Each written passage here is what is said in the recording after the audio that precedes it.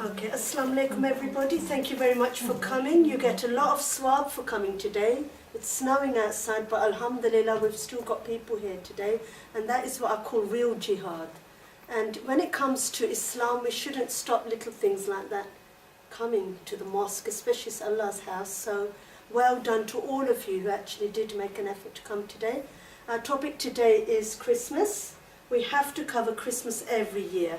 It hits our children in the schools, it hits us at work, and Christmas is a topic which has to be done every year, but every year we add to the PowerPoint. Alhamdulillah, every year my knowledge is increasing, and every year what I find is that the audience's understanding is increasing as well. So every year when I do the talk, I add on extra parts.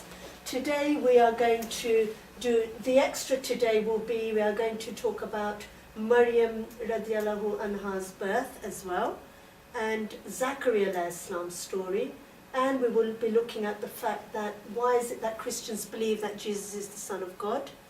We will also be looking at the history of Christmas traditions, and we've added on something new this year, and we will be adding on New Year as well, New Year traditions as well. So can somebody tell me why Jesus' birth is mentioned in great depth in the Quran? More than any other prophet. Any ideas why Jesus is... Because he's the Messiah, and he's coming till the end of time to make it clear that he's not the Son of God, he's only a messenger of God. Good. So, just to make it clear, he's not the Son of God. His birth is detailed in great detail. Well done. In great detail. Just to show he's not the Son of God. Okay? What about Maryam radiallahu anha's birth is very... any other prophet's mother's birth is not mentioned in the Quran. But with him, with Isa alayhi salam's mother, Maryam, radiallahu anha, her birth is very, very strongly in the Quran as well. And her family, there's a surah named after Maryam, and the family of Imran is mentioned in the Quran. Why is that then? Does anybody understand why that is then? What later on happened in Christianity, especially in Catholicism? They start worshipping Mary. Good, well done, excellent answer. They were actually worshipping Mary. Hail Mary, and they prayed to her as well. This is why, to explain, she was an ordinary person, she had a lineage as well, and that's why they talk about the family of Imran as well. So well done.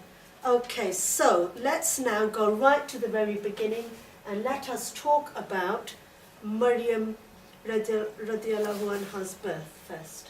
So first of all, the family that she came from, Imran was her dad. And it says in the Quran, indeed Allah chose Adam and Noah and the family of Abraham and the family of Imran over the worlds. And there is actually a chapter in the Quran called Al-Imran as well. And there are two couples here. We've got Hannah and Imran. Imran is mentioned as Emran in the Bible. And Hannah, in English, some people call her Anna or Anne as well. I know a revert lady whose name is Anne. And when she became a Muslim, she said, I'm not going to change my name because Hannah is Anne.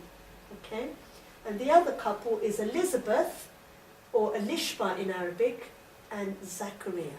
Zakariya alayhi salam was actually a prophet. Okay? So these are the two couples. The red is the English names in the Bible, and the black are the names in Arabic. Zakariya is also the same in Arabic. So who can tell me what dilemma these two couples had? What dilemma did they have? I think they were trying to have a baby or have children. Yes. And they couldn't have children, so yes, they were praying to Allah to have a child. Good, well done. And what was the relationship between Hannah and Elizabeth? They were cousins, weren't they? Sisters? They were sisters. They were sisters. Okay? So Hannah and Elizabeth were sisters. Well done. And first of all, we will look at the dua which Elizabeth and Zakariya. Zakariya alayhi salam was doing, "My Lord, indeed my bones have grown feeble and grey, hair has spread on my head, and I have never been unblessed in my invocation to you, O my Lord." That is in Surah Maryam, chapter 19, verse 4. And at the same time, Hannah and Imran are also very, very old, and they are, Hannah is about to become barren as well. And it was mentioned in previous scriptures that from the family of Imran, a prophet will come. So they knew that a prophet would come eventually, but they didn't know when. So they were both praying to Allah, and eventually Hannah did become pregnant, and she promised to Allah that she would give that child that she has to Allah in the dedication of him. In those days it was the custom, very pious families would dedicate some of their children to the local temple to help in the service of Allah. So this is what she says, "Oh my Lord, I have vowed to you the child that is in my womb to be dedicated for your services, free from all worldly work, to serve your place of worship. So accept this from me. Verily you are the all-hearing, the all-knowing," and that is again in Surah Imran, chapter 3, verse 35. So she is a very pious lady. In their mind they have got it is going to be a boy, okay, because it was already mentioned in previous scriptures that from the family of Imran a prophet will come. But first of all, Imran passed away while she was still pregnant, so he died. And then when the baby got here, it was a bit of a surprise, because guess what? It was a girl, okay? So the baby was a girl. When she was delivered, she said, "Oh my Lord, behold, I am delivered of a female child, and Allah knew best what she brought forth, and no wise is the male like the female. I have named her Maryam." And she named her Maryam after Musa alayhi salam's sister, okay? So, a very, very interesting story. And she didn't forget her promise.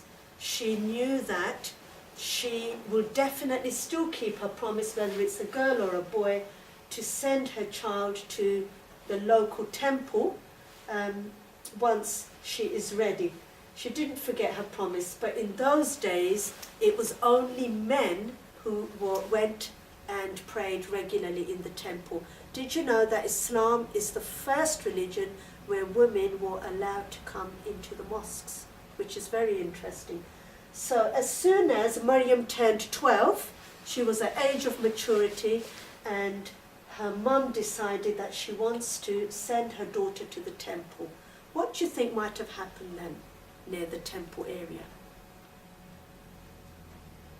Do you think they were happy with that, the men? No. No, good, well done, over there. No, they were not happy. They said, "How can that be? That's a woman." And there was a big uproar in the temple. The temple is only for men, okay? And then Zakariya alayhi salam came forward and he said, "Don't worry, I will be her guardian," okay? Now, do you think that the other men agreed to him, because Zakariya alayhi salam is not Maryam radiallahu anha's mahram, is he? That is not really her mahram, because it's not her mum's brother, okay? It's her mum's sister's husband, okay? So what happens next then? What do you think will happen next? Zakariya alayhi salam said, "I will look after her," and what do you think the other men said? They think there's something behind. Yes, good. They will think that Zakariya alayhi salam's a bad man, he just wants to look after, he's got bad intention. And he said no, basically. That's not going to happen. But eventually, all the brothers, they all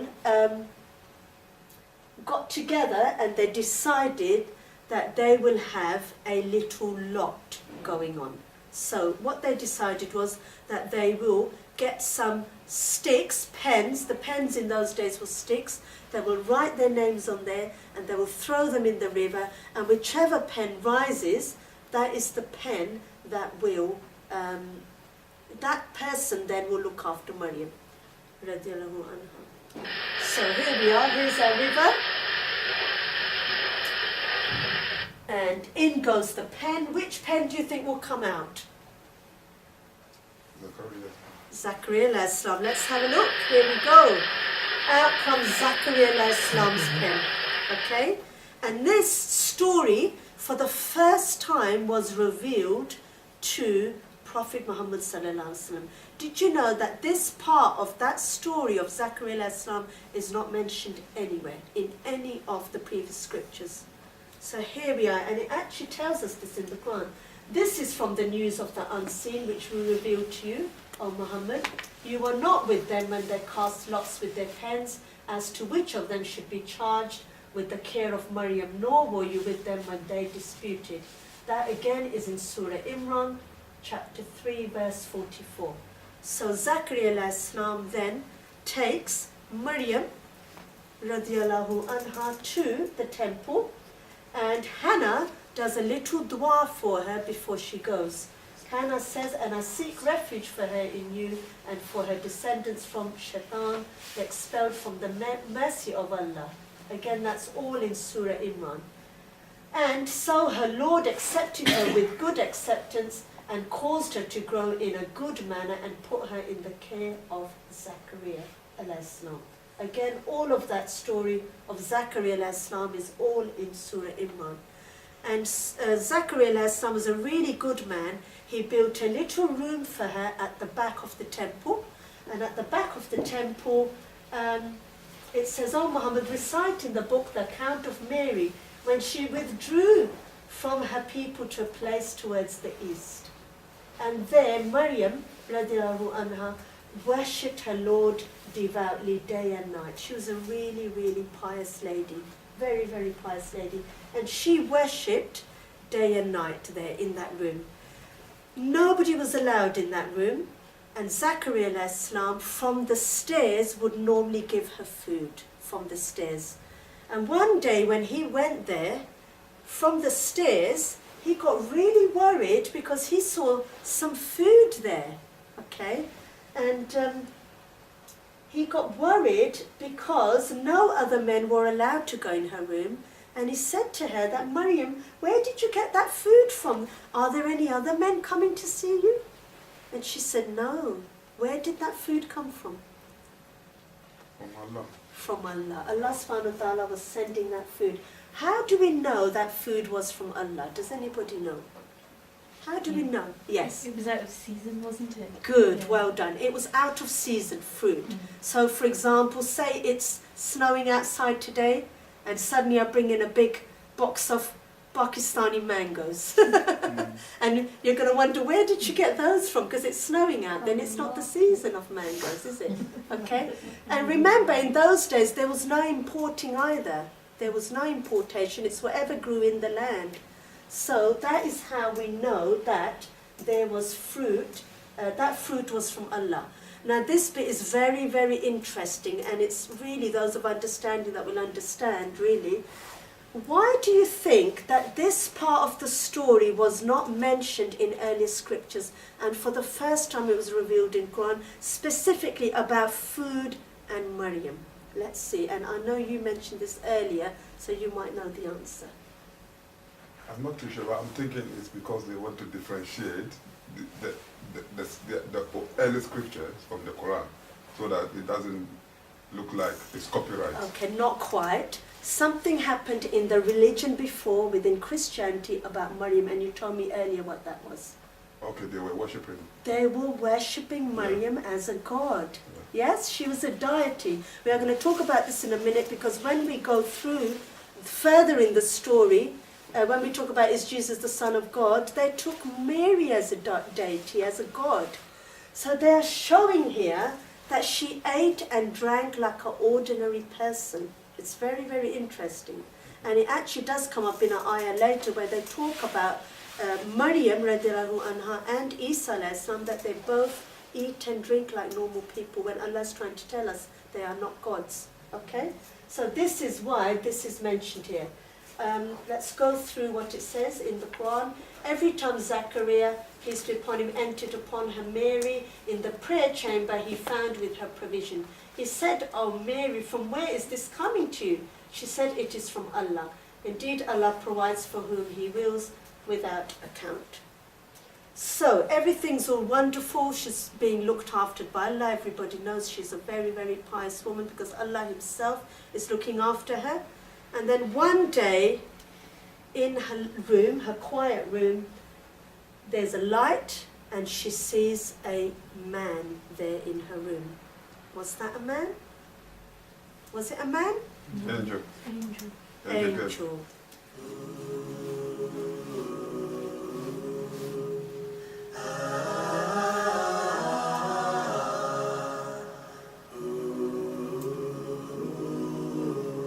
But Angel Gabriel came in the form of a man, and that's actually mentioned in the Quran.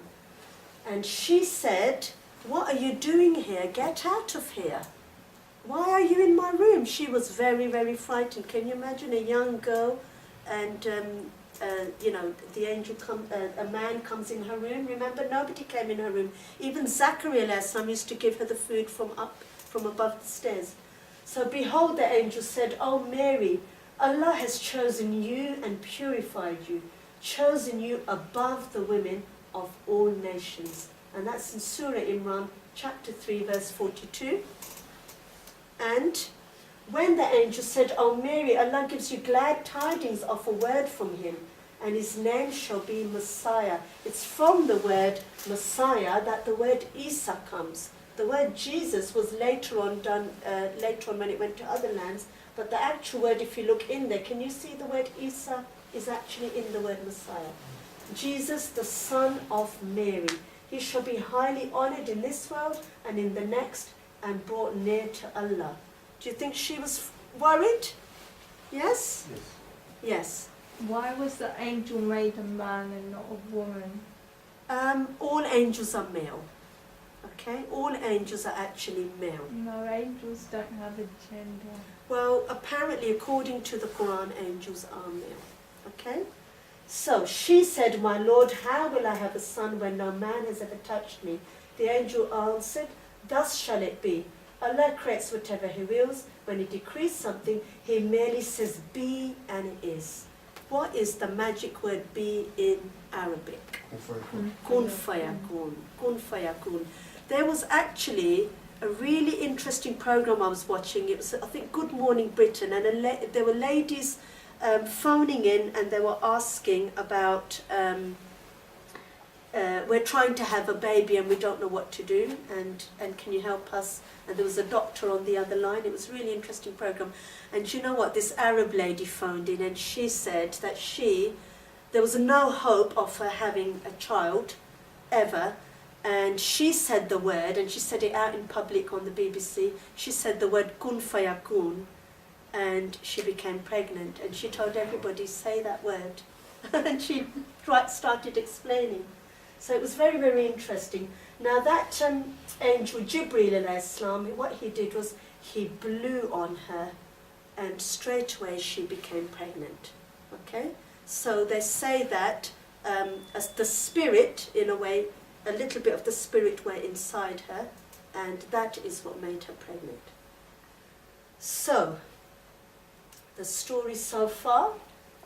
In Surah Imran, for which two prophets did Allah say be, and they came to be? There are two stories in the Quran where the word kun fayakun is used.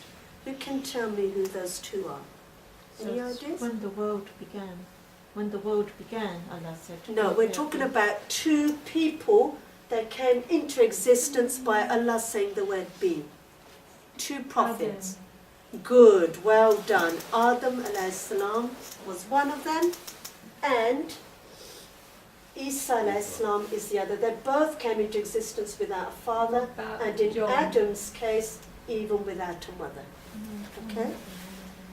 Yeah, John the Baptist I'm coming to in a minute. That wasn't one of them. Okay, so the story so far, okay?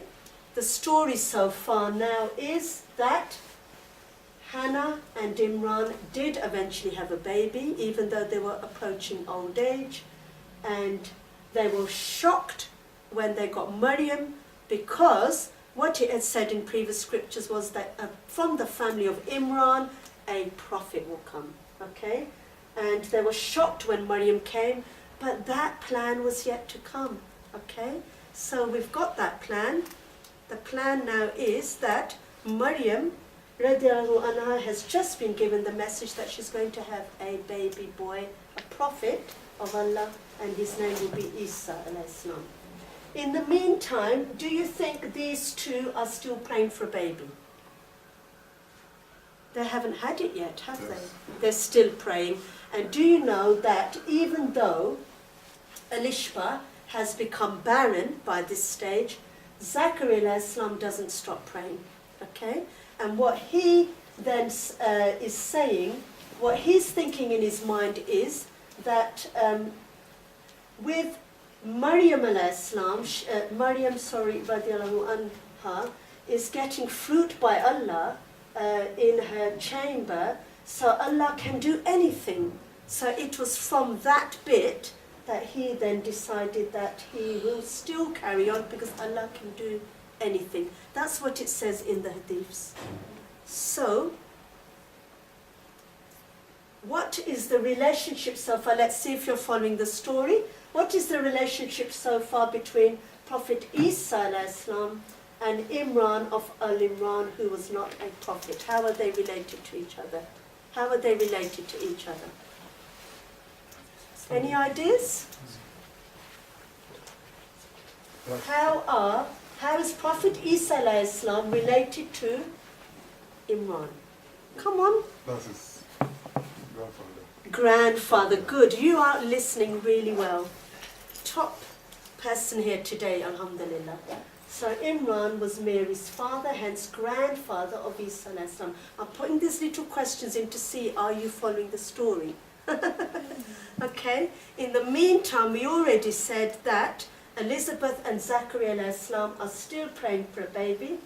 And did you know that earlier this year I went to Palestine and it was absolutely amazing. I saw some of the places where Isa alayhi salam grew up, and this is the exact mimbar, if you like, where Zakariya alayhi salam actually did his dua, and it's still there in the Al-Aqsa region.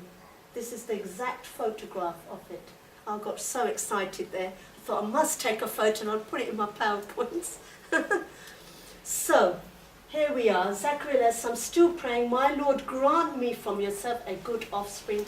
Indeed, you are the hearer of supplication. He hasn't given up on him. And then the angels call him. The angels call him from behind a curtain while he was standing in prayer in the chamber. Indeed, Allah gives you good tidings of Yahya, and that's John. Later on changed to John, like everything's changed. Confirming a word from Allah, who will be honourable and a prophet from among the righteous. And we believe as Muslims that that was John the Baptist. And did you know that the word John or Yahya was chosen for the first time by Allah? For the very first time, Allah chose that name for a prophet. Very, very interesting. And that's mentioned again for the first time in the Quran. And then he said, my Lord, how shall I have a son when old age has overtaken me and my wife is barren? He said, thus Allah does what he wills. And he then said, that show me a sign. Nobody is going to believe me. Show me a sign so that when I go back, everybody will believe me. Does anybody know what that sign was that Allah gave Zakariya alayhi salam? He couldn't talk. Good. He couldn't talk for how many days? Was it 3 days? 3 days. Well done. He could not talk for 3 days, and it says in the Quran that he just spoke by gestures. And when he did eventually tell his wife, what do you think his wife did or say? She didn't believe him. She laughed. How can that be when I'm old and I'm barren? But do you know what? It says in the Quran that Allah recovered her insides. He actually made her well again. He cured her, basically cured her from barrenness. So then that is then the story so far. So here we go. We've got Hannah and Imran, who had Maryam, and then from Maryam we got Isa alayhi salam, and then Elizabeth and Zakariya are praying, and eventually eventually they do get the news that they're going to have a baby called Yahya, John the Baptist. Okay? So, who can tell me which two prophets were given the glad tidings of a son in their old age? Your next quiz question. Which two prophets were given the glad tidings of a son in their old age? Abraham. Good. Ibrahim alayhi salam and Zakariya alayhi salam. Well done. Correct? Okay. Right. In the meantime, what's happening with poor Maryam while all this is going on? Do you want to tell me, Seema? Yeah, she's going to give birth. She's getting depressed. She goes to the well to get some water, and some ladies are there, and they see her, and she's got bigger. And you know what? You know what it's like with ladies. Gossip starts, backbiting starts. Okay? They go, do you know that Maryam? She thinks she's all lovely and wonderful and innocent. And you know she's in that temple with all those men. I bet you the men are visiting her. And that's what's happening. So they all started to waggle their tongues and backbite against her. And she got very, very depressed. Obviously, she doesn't have a husband. And in those days, you can imagine what she must be going through. So what does she decide to do? She runs away. Okay? She runs away and she withdraws with him to a far off place. That's what it tells us in the Quran. So somewhere in the desert she runs away, and a big tree comes up and shades her. And that we know already from the previous part when we talked about Allah subhanahu wa ta'ala sending the fruit, He was looking after her. So again, He sends a tree to put shade over her in the hot desert.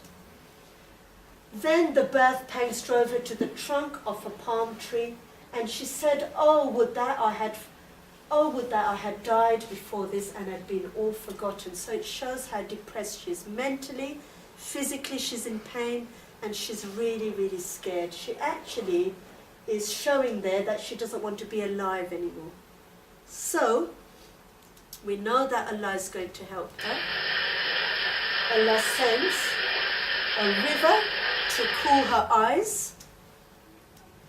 Thereupon the angel below her cried out, "Grieve not, for your Lord has caused a stream of water to flow beneath you." And the tree is there to shake, and down come the beautiful juicy dates. Shake the trunk of the palm tree towards yourself, and fresh and ripe dates shall fall upon you. Okay? And that's in Quran chapter 19 verse 25. And then her baby was born. Isa alayhi salam was born. Did he cry?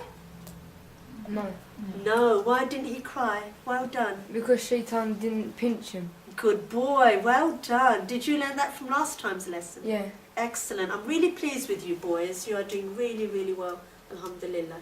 So, did you know that Isa alayhi salam is the only baby that did not cry, because when Shaitan came, he touched the placenta instead. He didn't get to pinch his sides. So, all of this in a way was there for a reason, because it was going to give reassurance to Maryam, wasn't it? Radiallahu anha. She's going to have reassurance that everything's going to be fine. Allah's given her food, He's given her water, the baby didn't even cry. What more can you ask for? And then what she did was she got some of the date juice and put it in the baby's mouth and fed the baby some water. Is she feeling better now, do you think? Yes, much better. And so eat and drink and cool your eyes. And if you see any person, say to him, "Verily I have vowed a fast to the most compassionate Lord, and so I shall not speak to anyone today." So she was asked not to talk to anybody. Okay? Just one Yes. thing, she eating date before the birth.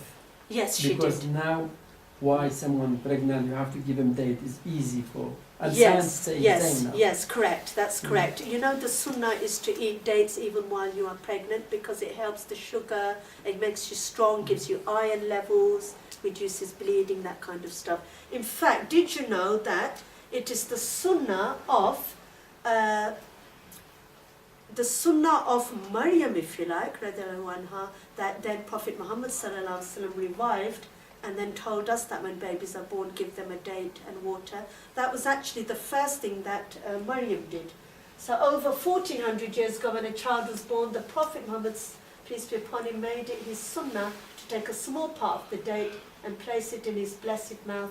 He will then chew it until it softens and rub it on the palate of a newborn baby. This in Islam is known as tahniq. We did talk about this actually when we did the parents lecture, didn't we? And did you know that it's only nowadays in recent times that the BBC have all of a sudden found out that it is a good thing to do. It protects premature babies against brain damage and things like that. No, in the hospital here, they don't know. They stay a couple of days, they check blood sugar. Yes, If you give them the date same time, yes, you don't have a blood yes, sugar. yes, You know why the hospital, they don't know, they give them date. yes, They keep in the hospital for a couple of days, check the blood, taking the blood testing. yes, yes, There is no any blood sugar after they say go out. yes. Just if you give them the date, Date, then Is it it's that you don't already, need to? you don't need to. And that's what it says here, it protects premature babies against brain damage, instant sugar, glucose in there. Right, now Maryam radiallahu anha's in the desert. She's actually feeling a little bit better, isn't she? Okay, she's feeling a little bit better, and she's thinking that prophets are always sent to certain regions for a reason. They are always there for a reason. Allah sends prophets at a time when something always bad is happening on the land. Okay? So, what bad was happening in the Palestinian region, which is why Isa alayhi salam was sent? There were 3 bad things that are mentioned in the Quran that were happening. Any ideas? Usury? Sorry? Usury? Usury is number 1, excellent. Usury and interest. They were giving people, lending people money, poor people money, then putting interest on it and saying, give us all of that back. Okay? What else? they worship cow, after the... Yeah, that was later. Yeah, Yeah. not now. Not at this time. There was no idol worshipping going on. What else? Was it that the poor were not being looked after, so the poor were getting poorer and the rich were getting richer? That was happening more in Islam, but obviously the poor were poor and they were using the poor. But there's 2 other things. Slavery? No. What was happening to the Torah? Changed. Change. Added or deleted. Okay. Among the Jews are those who distort words from their proper usages and say we hear and disobey and hear, but be not heard, and Raina, twisting their tongues and defaming their religion. This is in Surah An-Nisa, where the Torah was being changed. Allah only sends the next prophet with a new book when the previous books are being distorted, okay? And the previous message is being distorted. So number 1 was the Torah was being corrupted up. Let's take a bit of this out and let's put a bit in of our own. That's what the rabbis were doing. Okay? Reina actually is an insult in Hebrew, but in Arabic it means listen to us. So let's now have a look at what else was happening. Usury. This is a very interesting chart. So here's the poor people crying for money, okay? And there's the rich Jews giving them money, okay? But they're adding on percentage. High interest rates are now being added onto those pennies and they become pounds. Do you like my picture? Isn't that interesting? Yeah. So they're giving pennies to them, the pennies are then becoming pounds, and then they want the pounds back. This is how... Riba. Pardon? Riba. Yes, exactly, riba, yes. Usury, the practice of lending money at an exorbitant, very high interest rate. That is what was happening, and that is strongly prohibited. It was prohibited by Isa alayhi salam, and it is prohibited in Islam as well. So, and for their taking of usury while they had been forbidden from it, and their consuming of the people's wealth unjustly, and we have prepared for the disbelievers among them a painful punishment. And that is in Surah Nisa, in ayah number 161. So that is what was happening. What else was happening? there is one other third thing that was happening there. And it's actually is mentioned in the Quran as well. Come on. Were they adding in things as well in the Torah?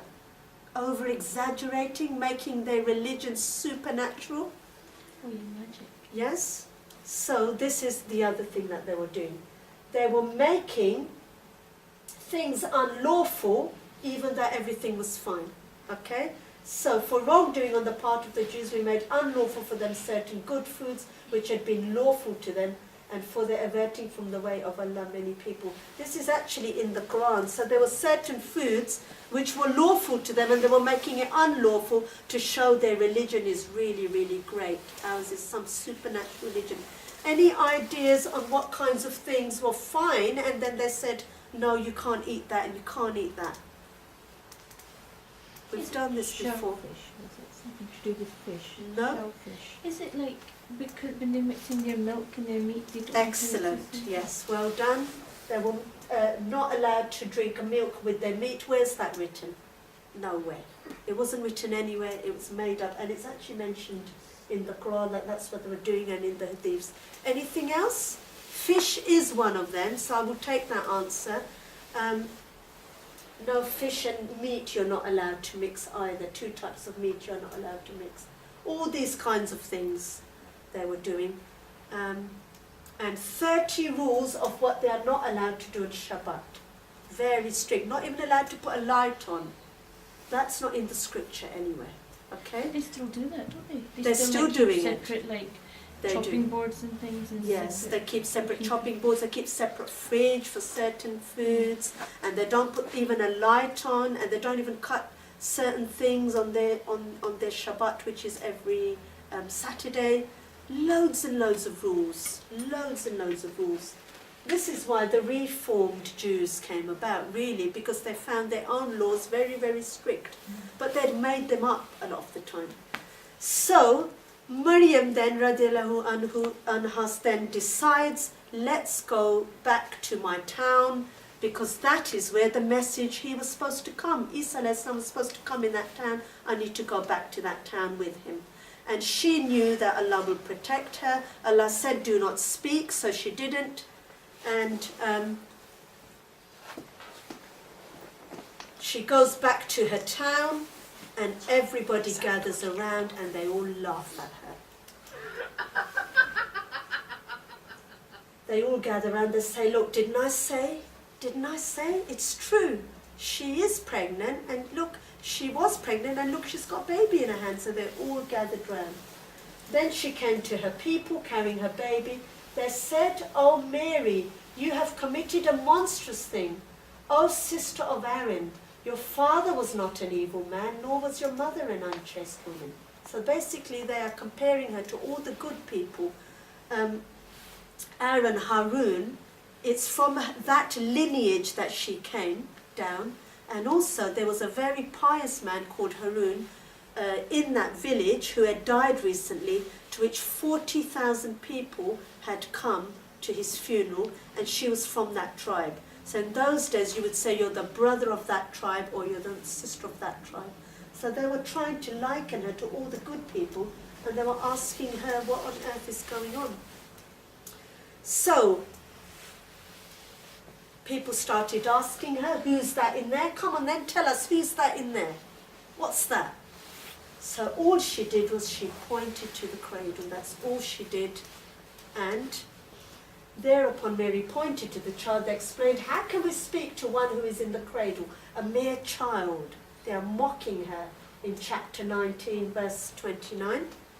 And all of a sudden there's a miracle. Does anybody know what the miracle is? Any children here know? What was the miracle? He started speaking, the child. Yes, yes, correct. So the baby spoke from the cradle. I am the servant of Allah. He has given me revelation and made me a prophet. He has made me blessed and has enjoined on me prayer and charity as long as I live. Okay? And it was already said already to Maryam that he will speak to the people in the cradle and in maturity and will be of the righteous. What else also basically did he say? Let's go on to the next slide first. He was the last prophet of the Israelis who prophesied the coming of Muhammad sallallahu alaihi wasallam. It was actually Isa alayhi salam. So he prophesied the coming of another prophet because it's in the Quran. This is why we believe it. O children of Israel, I am the messenger of Allah sent to you, confirming the law which came before me and giving glad tidings of a messenger to come after me, whose name shall be Ahmed. Okay? Now a lot of people who don't believe in Prophet Muhammad sallallahu alaihi wasallam say, well, Ahmed is not Muhammad. Okay? But if you look at this word, Muhammad, and everybody here who knows the Arabic language, it's the root word there is actually Ahmed. The mu is a prefix. So Ahmed, Hamid, Muhammad, Mahmud, all of them are all mean Muhammad. So there you go. Can you see the word Ahmed coming out from the word Muhammad? And there's Hamid as well. And Mahmud you can make as well. It's all anagrams. That's the way the Arabic language is made. Okay, so after that, some people did believe in Isa alayhi salam, some people didn't. A lot of people slandered Maryam. They still believe that she was like a prostitute, sadly. The only person who really stuck up for her was Zakariya alayhi salam. Her mum had passed away by this stage, and Zakariya alayhi salam really tried to say no. I saw it with my own eyes. Allah was looking after her. He gave her food. She is a chosen lady and she is absolutely fine. It was already written in previous scriptures that from the family of Imran, a prophet will come. What do you think then happened to Zakariya alayhi salam? Do you think the Jews believed him? No. What happened to him? Does anybody know? Because remember, part of this today, we said we were going to cover Zakariya some story, and we have been right along. So we need to finish that story now. Did they exile him or something? He had to leave the land? No, it was worse than that. What did they do to him? Come on. What did they do to Zakariya? No, worse than that. Imprisoned him? No, worse than that. Tried to kill him. They killed him. They actually killed him. Okay? So he ran away in the desert from them. They were chasing him. And the most authentic hadiths say that Allah sent a tree and put the trunk around him to protect him. Okay? But unfortunately, when he went in that tree, a little bit of his thorb was hanging out. And Shaitan, ugly Shaitan again, went and told the Jews that, you know, Zakariya alayhi salam, he's in that tree over there. Okay? And they went there and they chopped the tree down from the middle, and poor Zakariya alayhi salam was in the middle of the tree. So it's very sad. They also killed who as well? The baby? No. Which other prophet did we talk about in that timeline? Ibrahim? No, the timeline we were looking at. Zakariya alayhi salam's son. Who was? Yahya, or John the Baptist. They killed him as well. That even the Christians believe in. They killed him in the end, didn't they? Okay? Because they didn't believe that the Messiah was Isa. Basically, I've spoken to Jews, and what they said is that in their books, it said that when Jesus comes, the lions will graze quietly amongst the cattle, and there will be peace on land, and the venom will be taken out of snakes. And they said, the Jews said, that didn't happen when Isa alayhi salam came. But what we believe is that will happen when Isa alayhi salam comes again. All that will happen, you see. And do you know what? I had a conversation with this rabbi once, and he said that to me, and I said, but that is going to happen when Jesus comes back again.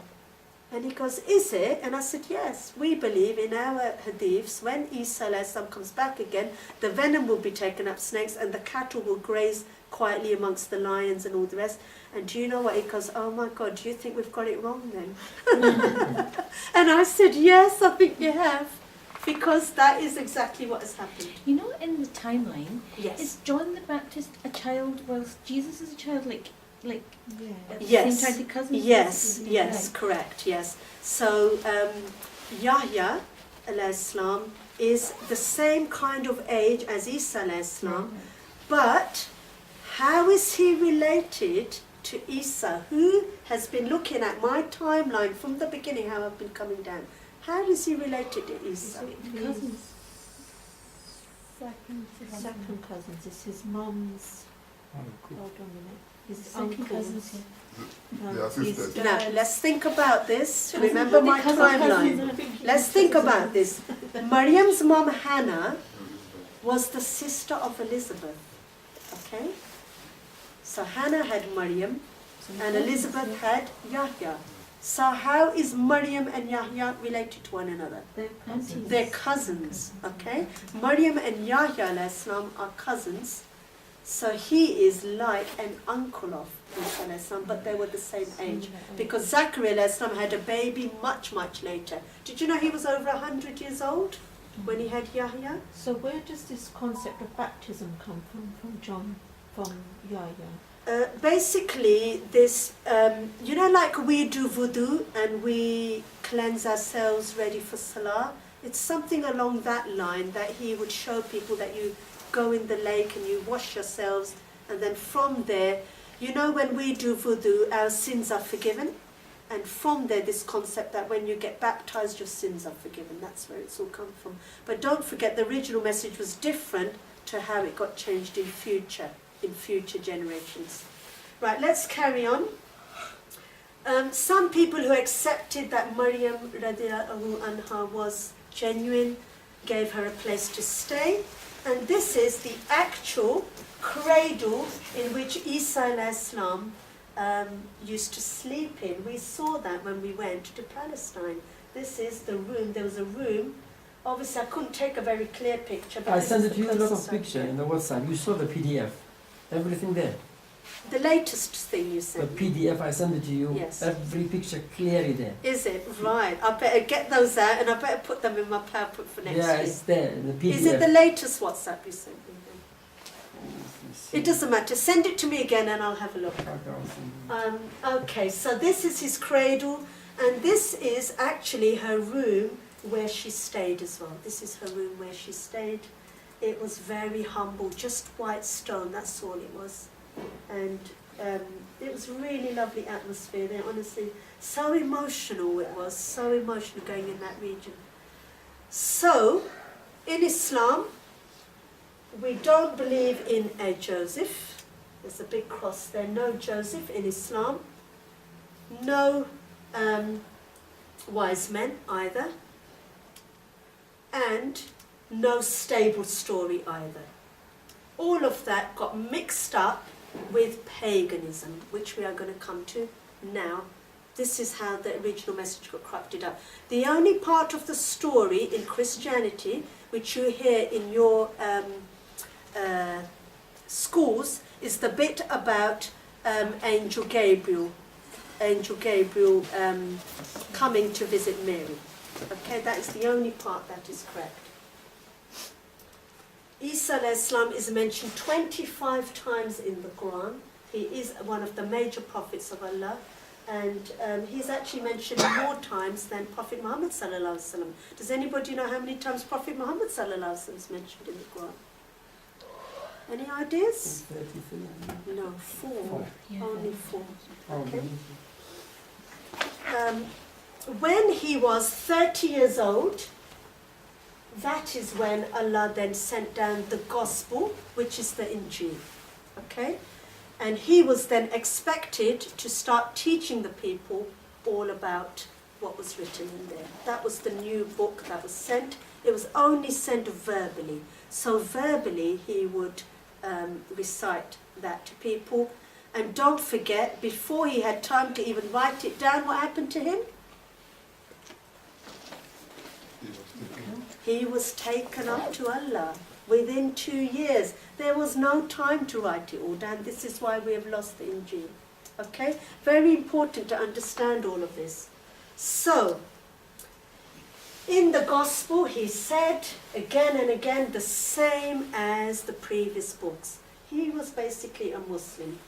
Jesus said, and indeed Allah is my Lord and your Lord, so worship him. That is the straight path. The Messiah, Jesus, the son of Mary, was no more than a messenger of Allah. Every time Jesus is mentioned in the Quran, every time he is mentioned as the son of Mary. The son of Mary. Why? Isa bin al-Maryam. Yes, but why is that mentioned, particularly in the Quran, again and again? Whenever Isa is mentioned, Isa alayhi salam is mentioned, son of Mary. Just to show that he's not God. Good, brilliant. You are really following all this properly, so well done to you. Clever, you've got a clever dad, haven't you? Very clever dad. Because Allah is telling us he's not the son of God. Because remember what happened in the previous religion? He was made the son of God. Now, as soon as he was given the gospel, just like all prophets, as soon as they've got a message from Allah, Allah then strengthens them with particular miracles to show everybody, I'm a prophet, listen to me, and there is an Allah. Okay? And each miracle that a prophet was given is always given to them according to what is rife amongst their own people. So Musa alayhi salam had the gift of magic, because magic and sorcery was rife amongst those people. What was rife amongst Prophet Muhammad sallallahu alaihi wasallam's people? Poetry. So Allah sent him with the beautiful gift of the Quran, and it was written in beautiful poetry. What was rife amongst Jesus' time? I'm going to ask you because you're a pharmacist. I think it was healing and illness and... Good. Yeah. So herbal medicine and healing was rife amongst those peoples. All the herbal medicine has started to come out. So Allah then gave Isa alayhi salam, through Allah, the gift of healing people. Who can tell me the 5 miracles which Prophet Muhammad sallallahu alaihi wasallam was given? All 5 are mentioned in the Quran. What's the first one? Do you know? When he went to, I think it was Makkah or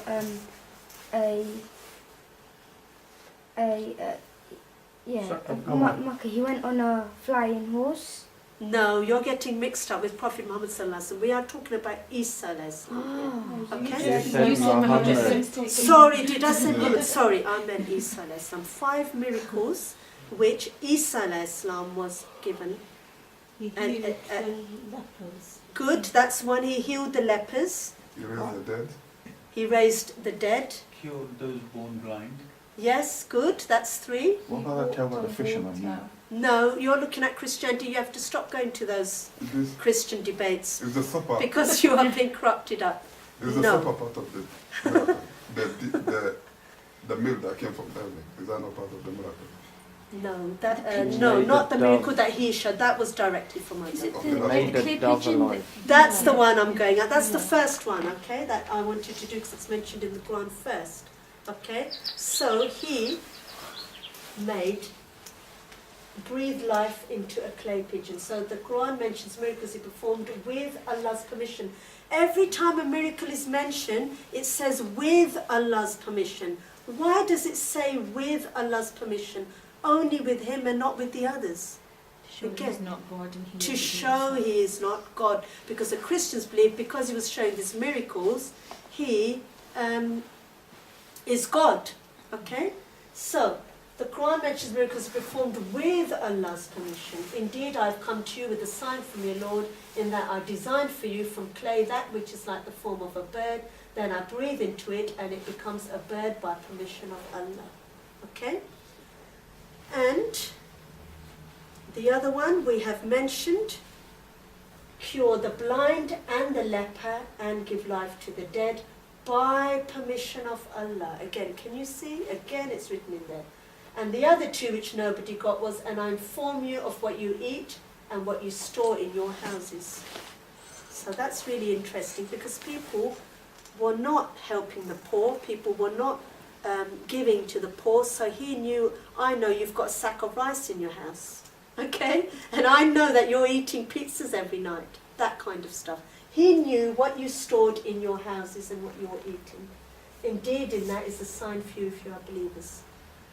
Now, now we're going to go on to the new subject of why do Christians believe that Jesus is the Son of God? They believe Jesus is the Son of God because of all these miracles, but what Muslims believe is that there are greater miracles that other prophets did. We've got Musa alayhi salam here, with the permission of Allah, he parted the sea. What a big miracle that is, okay? What was the miracle which Prophet Muhammad sallallahu alaihi wasallam did? He had to show the Jews that I am a prophet and listen to me. They said, show us a miracle. Moons is two, Shaq al-Qamar, moons is two places. Good.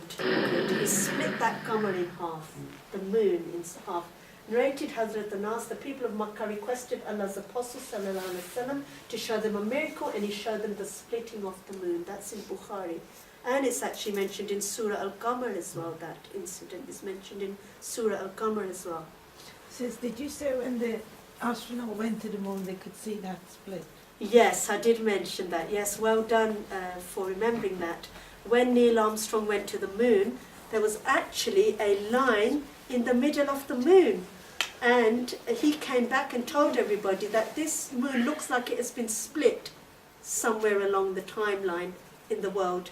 And we know that Prophet Muhammad sallallahu alaihi wasallam, he showed a miracle to everybody, and the moon was split in half. Yes, well done. Okay, so every time he is mentioned as the son of Mary. This is Jesus, the son of Mary, and this is the truth about him concerning which they are in doubt. It doesn't befit Allah to take for himself a son. Glory be to him when he decrees a thing. He only says be, and it is. It also tells us, and we mentioned this earlier in our quiz question, Muslims believe that just like God created Adam without a mother or a father, he caused Jesus to be conceived without a father. Verily, in the sight of God, the nature of Jesus is as the nature of Adam, whom he created out of dust, and then said unto him, be, and he is. And that is actually mentioned in Surah Imran, again, in verse 59. There are so many other verses in the Quran that tell us that he is just an ordinary person.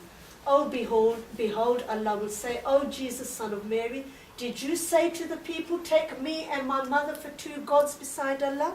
This is again coming up to the earlier discussion on Mary being a god in Catholicism. This is why specifically that story about her eating fruit is mentioned in the Quran, to show she ate and drank like an ordinary person. And her birth is mentioned in the Quran. We talked about this right at the beginning when we talked about her birth. Did you know no prophet's mother's birth is mentioned in the Quran? Only Isa alayhi salam's mother's birth is mentioned in detail to show she was an ordinary person. And even her dad's name, the family of Imran, is mentioned in the Quran. And the family of Imran, there's a chapter named after him. Don't you find that fascinating? It's to show she had a lineage, she wasn't God. Okay? So here, in the Quran, it's talking about this. He'll say, if I said such a thing, you'd indeed have known it. You know what's in my heart. I know not what's in thine. For you know in full all that's hidden. So this is a conversation which Allah is mentioning, that this is going to happen in the future. Did you say to the people, take me and my mother for two gods? And then this is the eating part, which is very important. Christ, the son of Mary, was no more than a messenger. Many were messengers before him. His mother was a woman of truth. They both used to eat their daily food. See how Allah does make his signs clear to them, yet see in what ways they're deluded away from the truth. So twice, both of these are mentioned eating. Maryam radiallahu anha is mentioned eating in her room where Allah sent the food. And then Isa alayhi salam is mentioned eating in the Last Supper on the table when Allah sent the food down. That's Surah Al-Ma'idah. Mentioned clearly in the Quran for a reason, that they ate like everybody else. Surah Al-Ma'idah that is mentioned in again. And this is one where Allah is really, really angry. This one I thought I'd put at the end. And they say, the most merciful Allah has taken for himself a son. Assuredly you utter a hideous thing, whereby almost the heavens are torn and the earth is split asunder, and the mountains fall in ruins, that they ascribe unto the most merciful a son, when it is not suitable for the majesty of the most merciful that he should take a son. There is none in the heavens and the earth but comes unto the most merciful as a slave. And that's Quran chapter 19. So how did it all come about? Let's very, very quickly go through how it came about that Jesus became the Son of God. First of all, the word son cannot be accepted literally as in the Bible. God addresses many of his chosen servants as son and sons. The Hebrews believed God is one and had neither wife nor children in any literal sense. Therefore, the expression son of God merely meant servant of God, one who, because of faithful service, was close and dear to God as a son is to his father.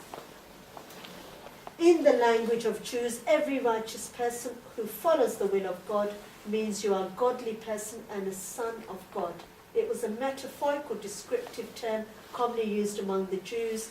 If anybody watches Ahmed Deedat's videos, he mentions that sons are mentioned by the tons in the Bible, in the olden scriptures.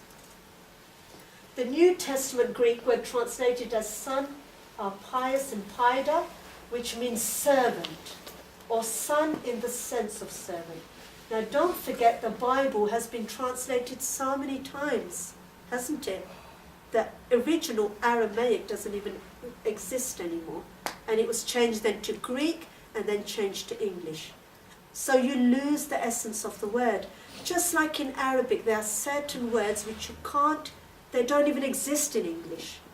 You cannot change the words of Allah into another language. It doesn't give the same kind of thing. When you know Arabic and you know, of things, not only it's the- amazing. You know, one word in Arabic is like 3 words, so many different meanings.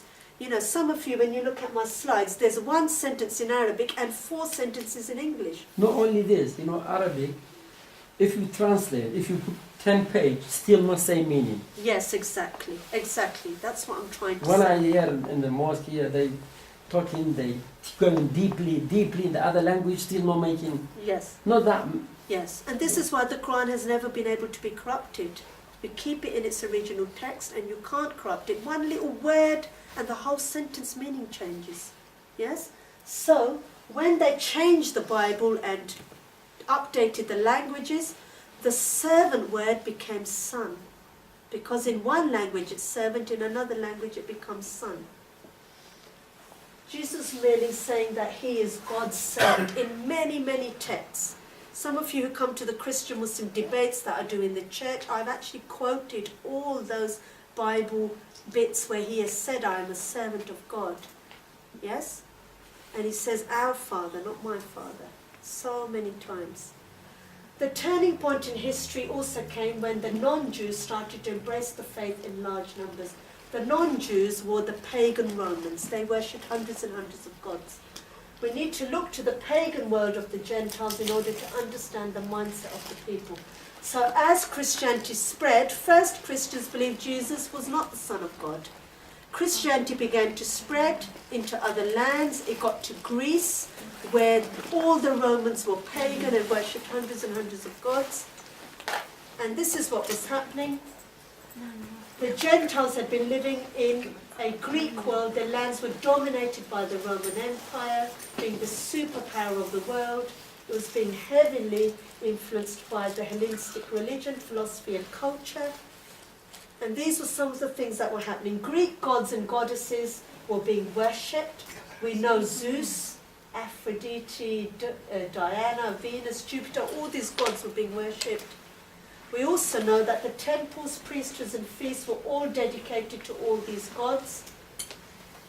We also know that statues of all these gods dotted around the cities, and the rulers themselves were like gods. If you look at Julius Caesar, he became a god afterwards.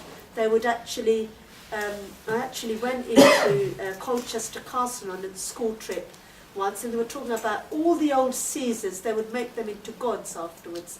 They'd have a statue in the temple and make them into gods. So, the Roman religions were filled with tales of gods procreating with human beings and begetting god-men. The belief that God could be incarnate or that there were sons of God were common and popular beliefs. So basically, this is exactly then what happened with Jesus. This is how the Trinity came about. These gods, they were God, they had sons, they had different roles, and then the same happened with Jesus. This is Jesus, the Trinity, and this is their pagan gods, look like Hindu gods. Mithras was a very, very, very important turning point. Mithras was a god worshipped by the Roman Empire from 1 to 4 AD. Did you know he was actually born on 25th December as well, this god? His followers celebrated the equinox, and the Sol Invictus, the Sol is the sun, associated with Mithras, was the last great pagan cult the church had to overcome, basically. Okay? And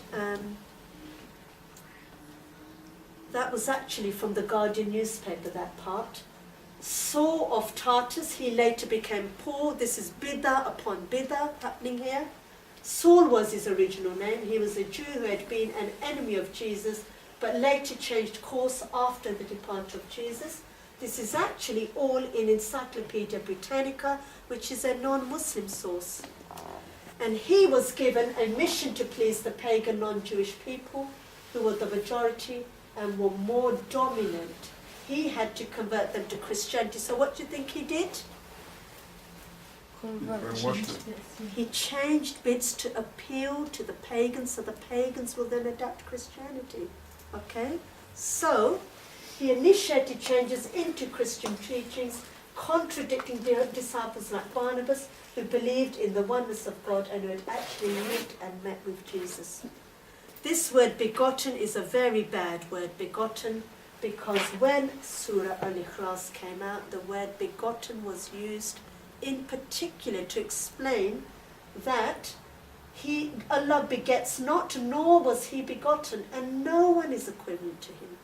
And that surah is a very, very important surah in Islam to get rid of all of this business. It talks about the oneness of Allah.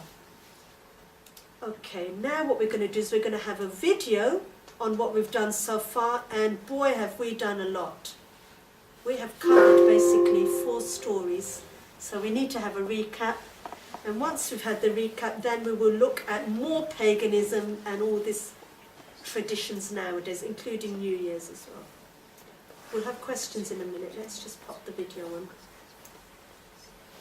Allah has sent the prophets to people at various times to show them the right path. Jesus was one of them. In the Quran, the miraculous birth of Jesus without a father is described as follows. And mention, O Muhammad, in the book the story of Mary, when she withdrew from her family to a place toward the east. And she took, in seclusion from them, a screen. Then we sent to her our angel, and he represented himself to her as a well-proportioned man.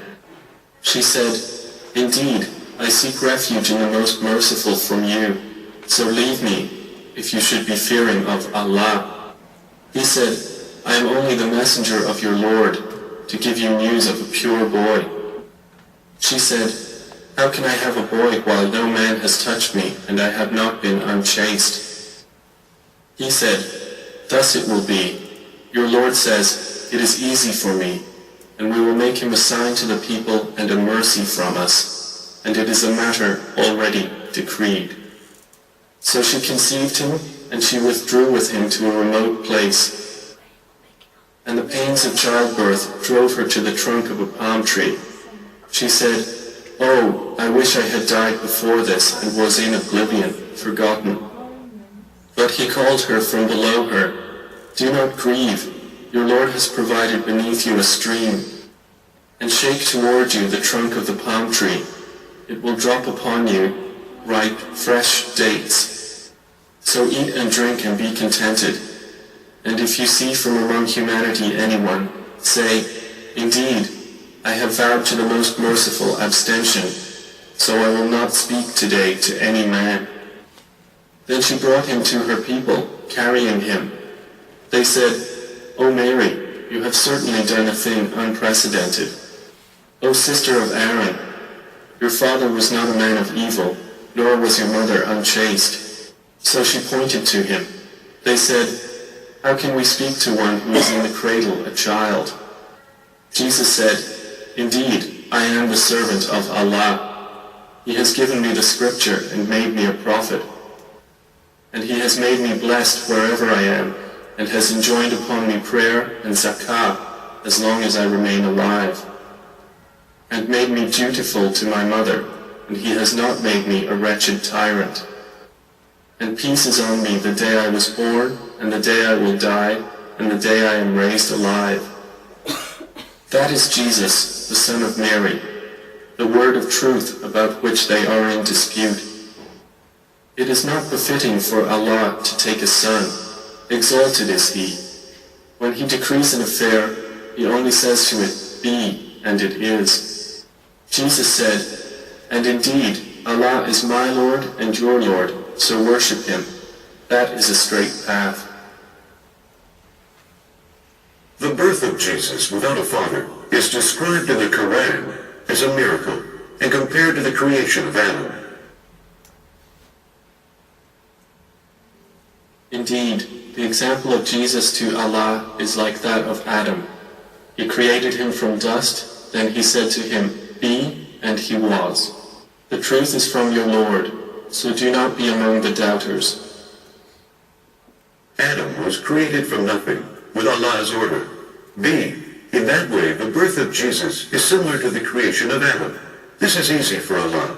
Part of the fatherless birth of Jesus and His ability to speak in the cradle, there are other miracles that Allah had bestowed on Him.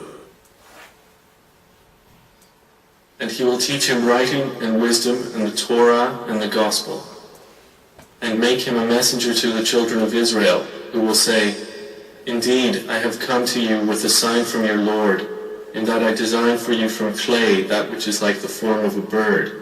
Then I breathe into it, and it becomes a bird by permission of Allah. And I cure the blind and the leper, and I give life to the dead by permission of Allah. And I inform you of what you eat and what you store in your houses. Indeed, in that is a sign for you, if you are believers. And I have come confirming what was before me of the Torah, and to make lawful for you some of what was forbidden to you. And I have come to you with a sign from your Lord, so fear Allah and obey me. Indeed, Allah is my Lord and your Lord, so worship Him. That is the straight path. Prophet Jesus healed the sick, recovered the sight of the blind, enlivened birds molded out of mud, and gave the deadly body its life with the permission of Allah. However, most of the people turned away from believing in Him, and only the apostles believed and supported Him.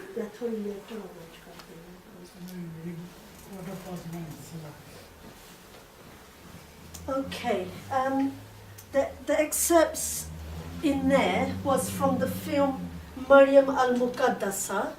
Very, very good film. It's an Arabic film with subtitles, and it's the proper story of Isa alayhi salam. Okay, and Maryam. Also, very strong hadiths and things I always use in all my talks. This one is actually the stories of the prophets by Ibn Khadir. And you know some of Zakariya alayhi salam's story I talked about, and I looked at all the Maryam radiallahu anha's birth and everything, all taken from this book here, Ibn Khadir. And this one is another one, the Islamic view of Jesus by Ibn Khadir. I have also got little booklets on Jesus. At the end you can have these as well if you wanted to take away. It's the Muslim portrayal of Jesus. Before you go, you can take these. Inshallah, we will have enough to go around. Okay, do we have any questions so far? Because I've spoken about a lot of things today. Before I go on to Christmas traditions, any questions about what I have spoken to you about so far? Yes? Did Mary marry someone? No, she didn't. Why? She was on her own. She was ridiculed by a lot of people. Remember, a lot of people thought that she had lost her virginity, so they were not going to marry her. according to the hadiths, she was not married, and there was nobody called Joseph. Okay, but that's a really good question. Yes. What actually happened with the Last Supper that Jesus had with his followers? I mean, did he say that he was gonna? God Yes. is already. Now that is a lecture which is to come at Easter time. But Allah sent that food on the Last Supper, and He told everybody, "I will no longer be with you." And then a hole in the ceiling opened up, and He was lifted up, and all His disciples saw Him being lifted up to Allah, to Jannah. That's what happened at the Lord's Supper. Surah Al-Ma'idah, it's all written in great detail, but we will cover that at Easter. We only covered the birth today. Okay? Yes, let's go for... So was Joseph invented? It's basically not in the Quran or in the Hadiths anywhere. It's obviously fabricated later because, like I said to you, the stable story was all made up afterwards. In fact, there was lots of pagan stories which talk about people being born in a stable. Did you know Guru Nanak was born in a stable? And Krishna was born in a stable? Paganism, Hinduism, very similar. Okay, so stories have got mixed up. Myths, basically, lots of mythology there. Okay? Yes. You know, I've been to quite a lot of the Christian-Muslim debates about, like, whether Jesus was the Son of God. What do you think coming out of all of that, apart from trying to convert the pagans at that time, why do you think, did they just get confused, basically the Christians, that Son of God means literally Son of God, or do they see some kind of benefit in... Well, basically, it was a fusing of the two religions. So if you look at, there's so much Hinduism in India, yes, and so much of those Hindu cultures have gone inside Islam within Bangladesh, India, and Pakistani regions. So that's what they gained from it, just to make it more popular? Yes, to make it popular. We'll take a bit of your religion and you have a bit of ours, and let's fuse the two together. Yes, that will become more apparent now when I talk about the traditions, Christmas traditions, which I think we must get to because we haven't got long. I've just been told the Adhan's at 1 o'clock, so we've got to get this done before the Adhan. So now we are going to look at Christmas traditions. We are also going to look at New Year traditions, which is new this year. Like I said earlier, right at the beginning, each year we have to do Christmas because Christmas is out there and everybody, the children go to school and they hear it all. So we need to tell them our Islamic viewpoint of Jesus. But also, each year my knowledge, alhamdulillah, increases. So I have a lot more to give to you all, a lot more in that year to put on my slides. And alhamdulillah, from what I've seen, your level of understanding increases every year as well. So each year I make everything a bit more detailed. And I've added on so many new things today. Right, let's go to the Christmas traditions. Paganism, my favourite word again. In this country, before Christianity even got here, the whole country was pagan. Pagan means worshipping hundreds and hundreds of gods. Okay? And all these festivals the pagans were celebrating. Halloween was Samhain. The winter solstice was Christmas, which later on became Christmas, by the way, Christ and then Mass. Have you noticed? Christ and then Mass was added onto. The winter solstice is the actual celebration that Britain was celebrating and the whole of Europe. This was all happening up to 400 AD. Pagans worshipped nature. They were worshipping over 300 gods. The chief god was actually the sun, and their calendar was based on the sun, and all their festivals were around the sun. The winter solstice marks the end of autumn and the beginning of winter, and Christmas actually came much, much later, but winter solstice was the time when the pagans believed that winter comes, the sun god goes away, there's less sun, and it snows. And that's the scene, exactly what you see out there today. So this talk is actually, alhamdulillah, on the right day. So there it is, snowing away, and dark, cold nights, there's no sun, and everybody dies. Everybody dies. They believe that there was a God up there, and that God goes pow, and all the snow comes down. Okay?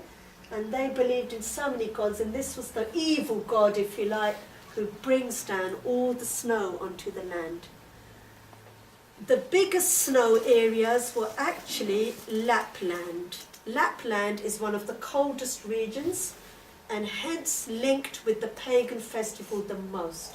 So this is your Lapland, and the biggest festivals used to happen in Lapland, in that area, to try and bring back the sun. Try and bring back the sun and get rid of all the evil spirits that are stopping the sun coming to the world. So what is the first thing, do you think, that they would light up? We've done this on Halloween, we did this on birthdays. What do they light up to get rid of evil spirits? Candles or fire? Fire. Okay, so here we are. In Scandinavia and some other parts of Northern Europe, the winter solstice is known as Yule, and is where we get Yule logs. Did you know Yule was a name of a Scandinavian fertility god called Jule? Okay, and the ancient fire festival of the winter solstice. So fires would be lit up in order to worship this god called Yule. And this is where we get Yule logs from. So there is our Yule log. Okay, they would bring the fire into the houses, and they would light up our lovely, warm, hot fireplace there, Yule logs. And where was the biggest sun worshipping ceremony where did it used to take place? Anybody? Which area of Britain did it take place? Scotland? Stonehenge. Stonehenge. Stonehenge.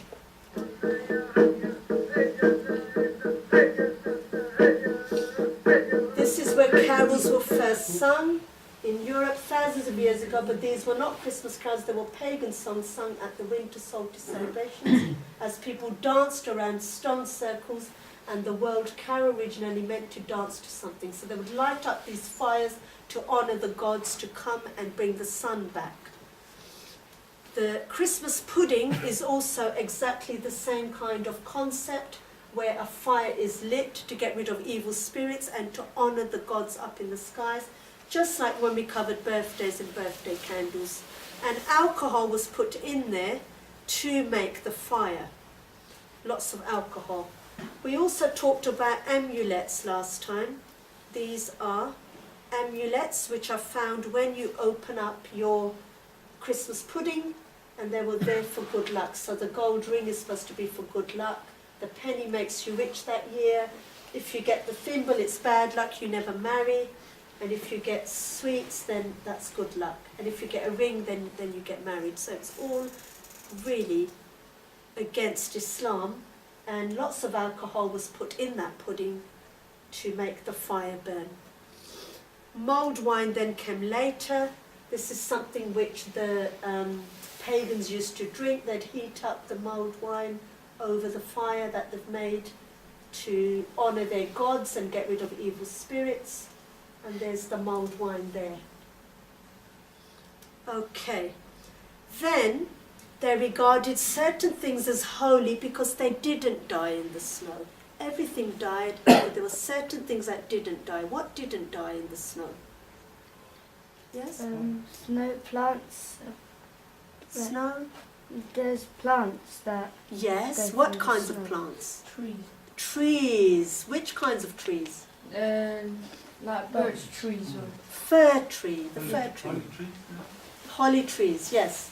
So there are certain trees that do not die when it's winter. And the pagans believed if you bring that tree into your house, it will bring the sun back into your house again. So they started bringing these trees which they worship like a god and brought it into their house, the fir tree. And like you said, the holly and the ivy doesn't die. We've got a holly bush outside our house and it's there all year round. They regarded that as holy and would bring it in. What else is green and doesn't die, and they thought it as having powers? Think of green things out there in the winter. Mistletoe. Mistletoe, well done. I'm so pleased with this audience. You are doing brilliantly. Excellent audience today. So there you go, mistletoe. They would hang it above doors and things because it protects you from evil spirits. Astaghfirullah, like a Ayatul Kursi. Okay? And then what else would they put on their doors to protect evil spirits coming in? The wreaths, well done, the wreaths. There you go. There's our wreath. Originally made out of fir tree leaves, and then later on made from fruit as well, later on. Okay? And those wreaths then became more customized and then were put outside doors like a Ayatul Kursi so the evil spirits won't come in. And later on, those wreaths were then made out of poinsettias as well, which is around. So bid'ah upon bid'ah upon bid'ah. This is how a religion gets corrupted up. You introduce one tiny bad thing, and then you introduce more bad things, and then it completely changes the original religion. Right, their tree is a god they've brought into the house. What do you offer your god? Any Hindus here? Not coffee and tea. Come on. Fruit. Fruit. Excellent. Like Hindus offer their gods food, the pagans offered their god fruit. Here, God, have some fruit to eat. Okay? And those fruits would go off after a while. So after a while, they made those fruits plastic later on.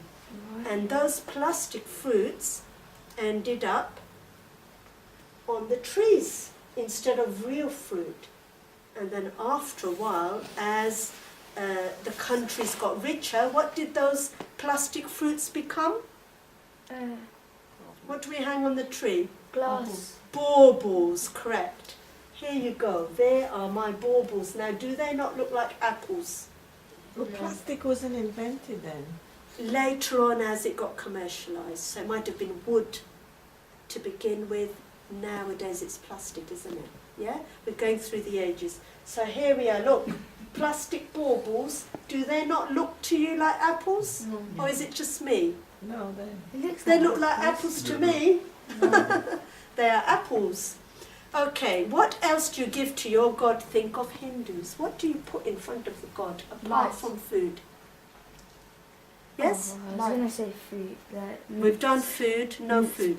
What do you put in front of your God? What do you light up? Candle. Candles, good boy, well done. Candles. There you go, there's my candles. Okay? Like a diva in front of a Hindu god, you put candles. Okay? Now those candles are a fire hazard later on. Health and safety regulations are coming into the land. What happens to those candles? What do they become? They become lights. Lights, good. This is how we get the concept of lights. So there I am putting up all my lights now. The wires are going up there. This is where we get the concept of lights. Now at the top of that tree, there used to be a sun god. But when Christianity got mixed up with paganism, they decided to put the star on there, which is the star of Jesus when he was born. But also, sometimes you see Angel Gabriel up there, don't you? Okay? Then later on, from the tree, people started lighting up their houses. As people got more money, they then started to light up their houses as well. And then, outside, in front of our eyes, there never used to be lit up, the streets and things. It was only Oxford Street in my days when we'd go to Oxford Street and all the streets were lit up. But high streets have only started to be lit up recently, really, within our times. And shopping centres, there was no Lakeside before, was there? It was all Oxford Street, which is where the big shops were, and Lakeside and all the other indoor shopping centres came later, and then it's got more and more. What else do you offer your tree? What else can you offer a god? Presents. Presents. So here we are. This is where the presents come from. When you give presents to a tree, under the tree, you put presents, you're giving it to that God. This is where this concept of presents going out everywhere is. Wonderful. And then Father Christmas, where is he in the Bible? No. He's not in the Bible. It is actually a green god that they believed in, called Odin. And the green god comes, they worshipped him, he brings green into the land. He brings holly and ivy and fir trees into the land. So that is the god Odin. And there was another big festival called Saturnalia, and Saturnus was a bearded god who rode snakes and flew in the sky. This is what the pagans worshipped. Cancelling Saturnalia was unfair. So Christian Rome converted it to a Christian holy day instead. If Christianity moves Christmas into December, at the Saturnalia and the birthday of Sol, which is the sun, you can then fade out these other festivals and incorporate elements into the Christian festival. So then what happened was, all of these things were getting mixed up, and the churches actually banned Christmas.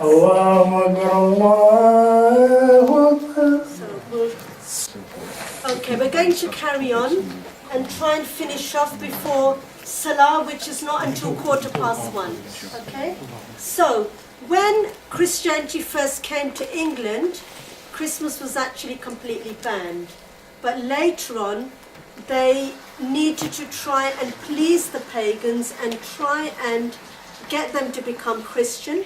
And to do that, they had to incorporate and mix up things. So basically, Father Christmas, who you just saw, there was a really good person called St. Nicholas. Does anybody know which country he was born in? Scotland. No? Turkey. He was Turkey. He was Turkish. And what he was a really good person because he would follow what Jesus did, and he would give money to the poor. And he would, from the chimney of poor people, he would send down gold coins down that chimney, and people in those days would be drying their socks on the fireplaces, and the coins would fall inside the socks, and then they would use those coins to marry their daughters and things. So that's what happened. And what then the church decided to do was to get St. Nicholas's image. Can you see he's wearing a coat there? It looks just like Father Christmas. And put it on top of the god Odin and make him then seem okay. That god Odin, they had a big problem with worshipping him, but by putting St. Nicholas, who's a good man, on their saint, it makes it all right then, doesn't it? Okay, so this is exactly what happened. And then the snakes, they have to change. The snakes are not a good thing, are they? That Saturnalia was doing. So what they did was, in Lapland, the area where the biggest winter solstice festivals used to happen, they got the animal from there, the reindeer, and they used that to be then the riding person. So that then got incorporated into Father Christmas. Father Christmas was still green because Odin was green. This god was still green. Father Christmas was green.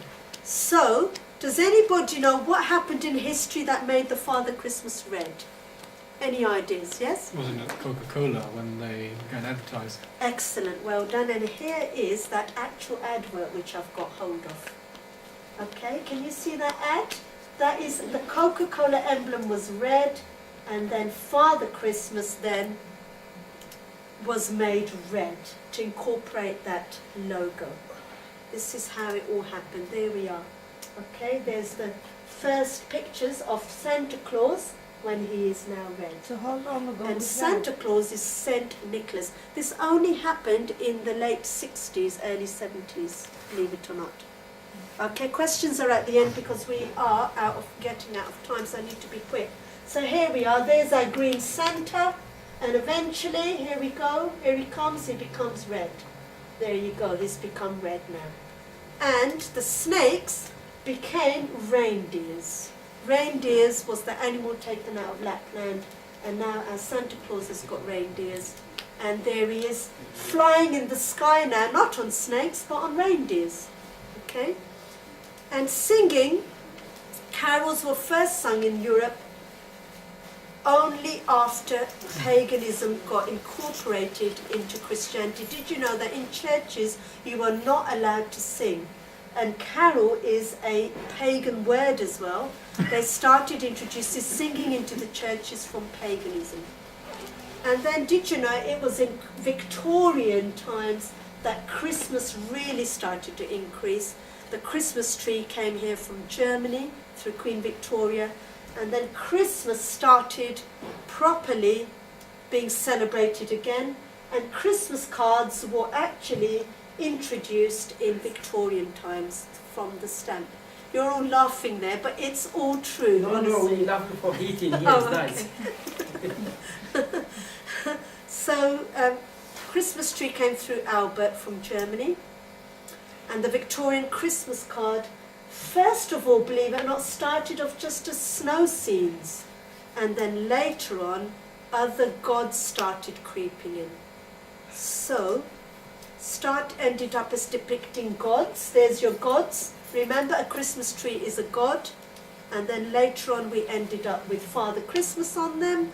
And did you know that this robin, you will not believe it, is the god, this storm-cloud bird is sacred to the god Thor, which is the god of thunder in Norse mythology. So you might think, oh, nothing wrong with the robin, but the robin was actually being worshipped by pagans as well. So it's all linked.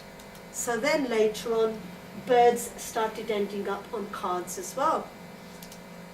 So all of this, if you do want to give somebody a card, which you can do, we have to follow the middle way, you can give them a season's greetings card if you want to, okay?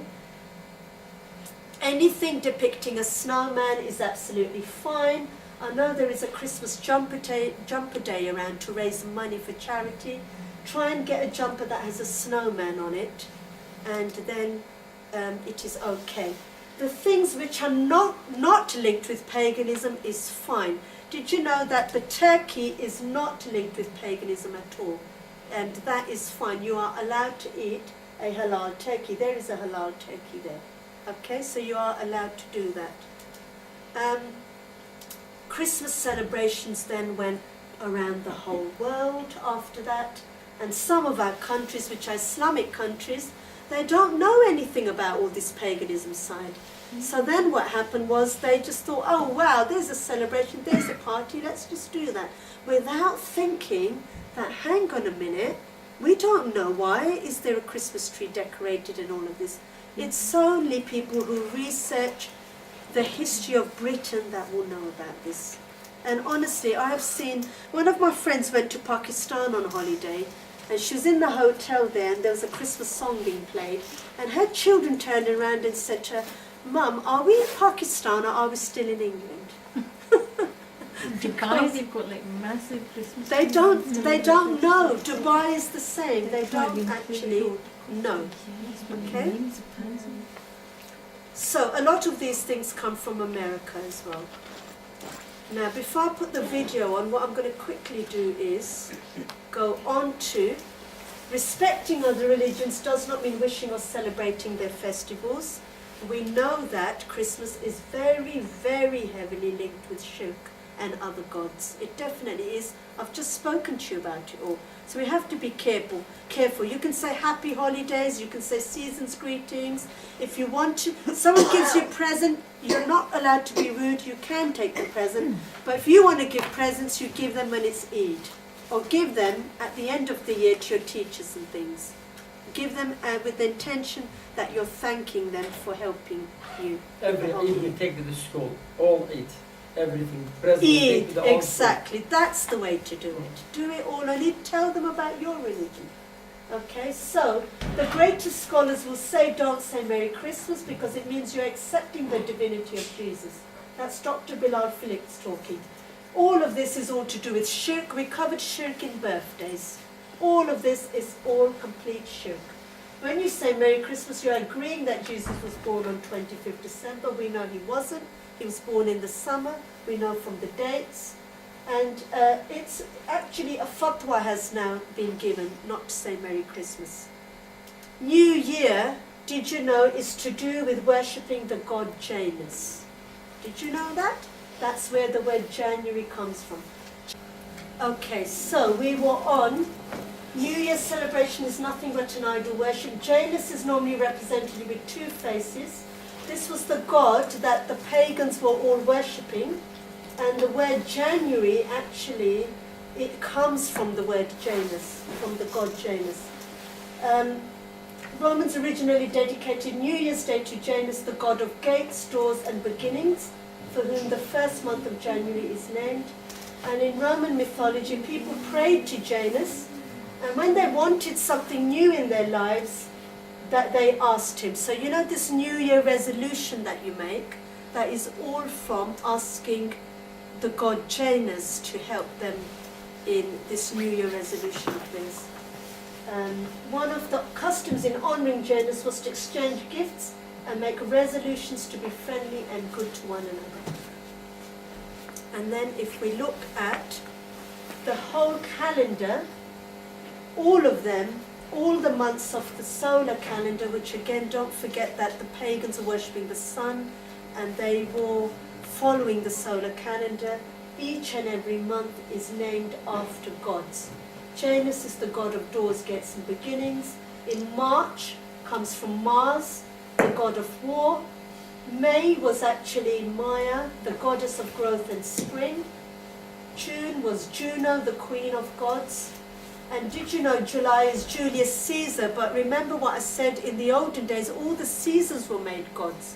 So Julius Caesar was actually a god, and Augustus is from August. So each and every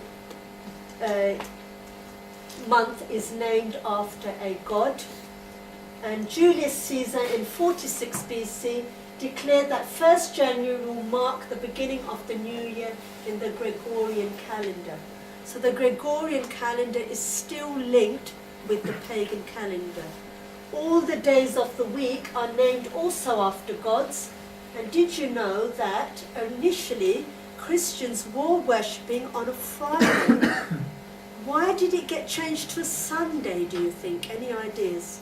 Why did it get changed to a Sunday? Because more people would turn up. No, because it's Sunday. Oh, the sun. Sunday. Pagans worship the sun on Sunday. That's why it's called Sunday. So when Christianity came to England, what did they do to their Friday? They changed their day of worship to the pagans' worship day, which was a Sunday. Okay?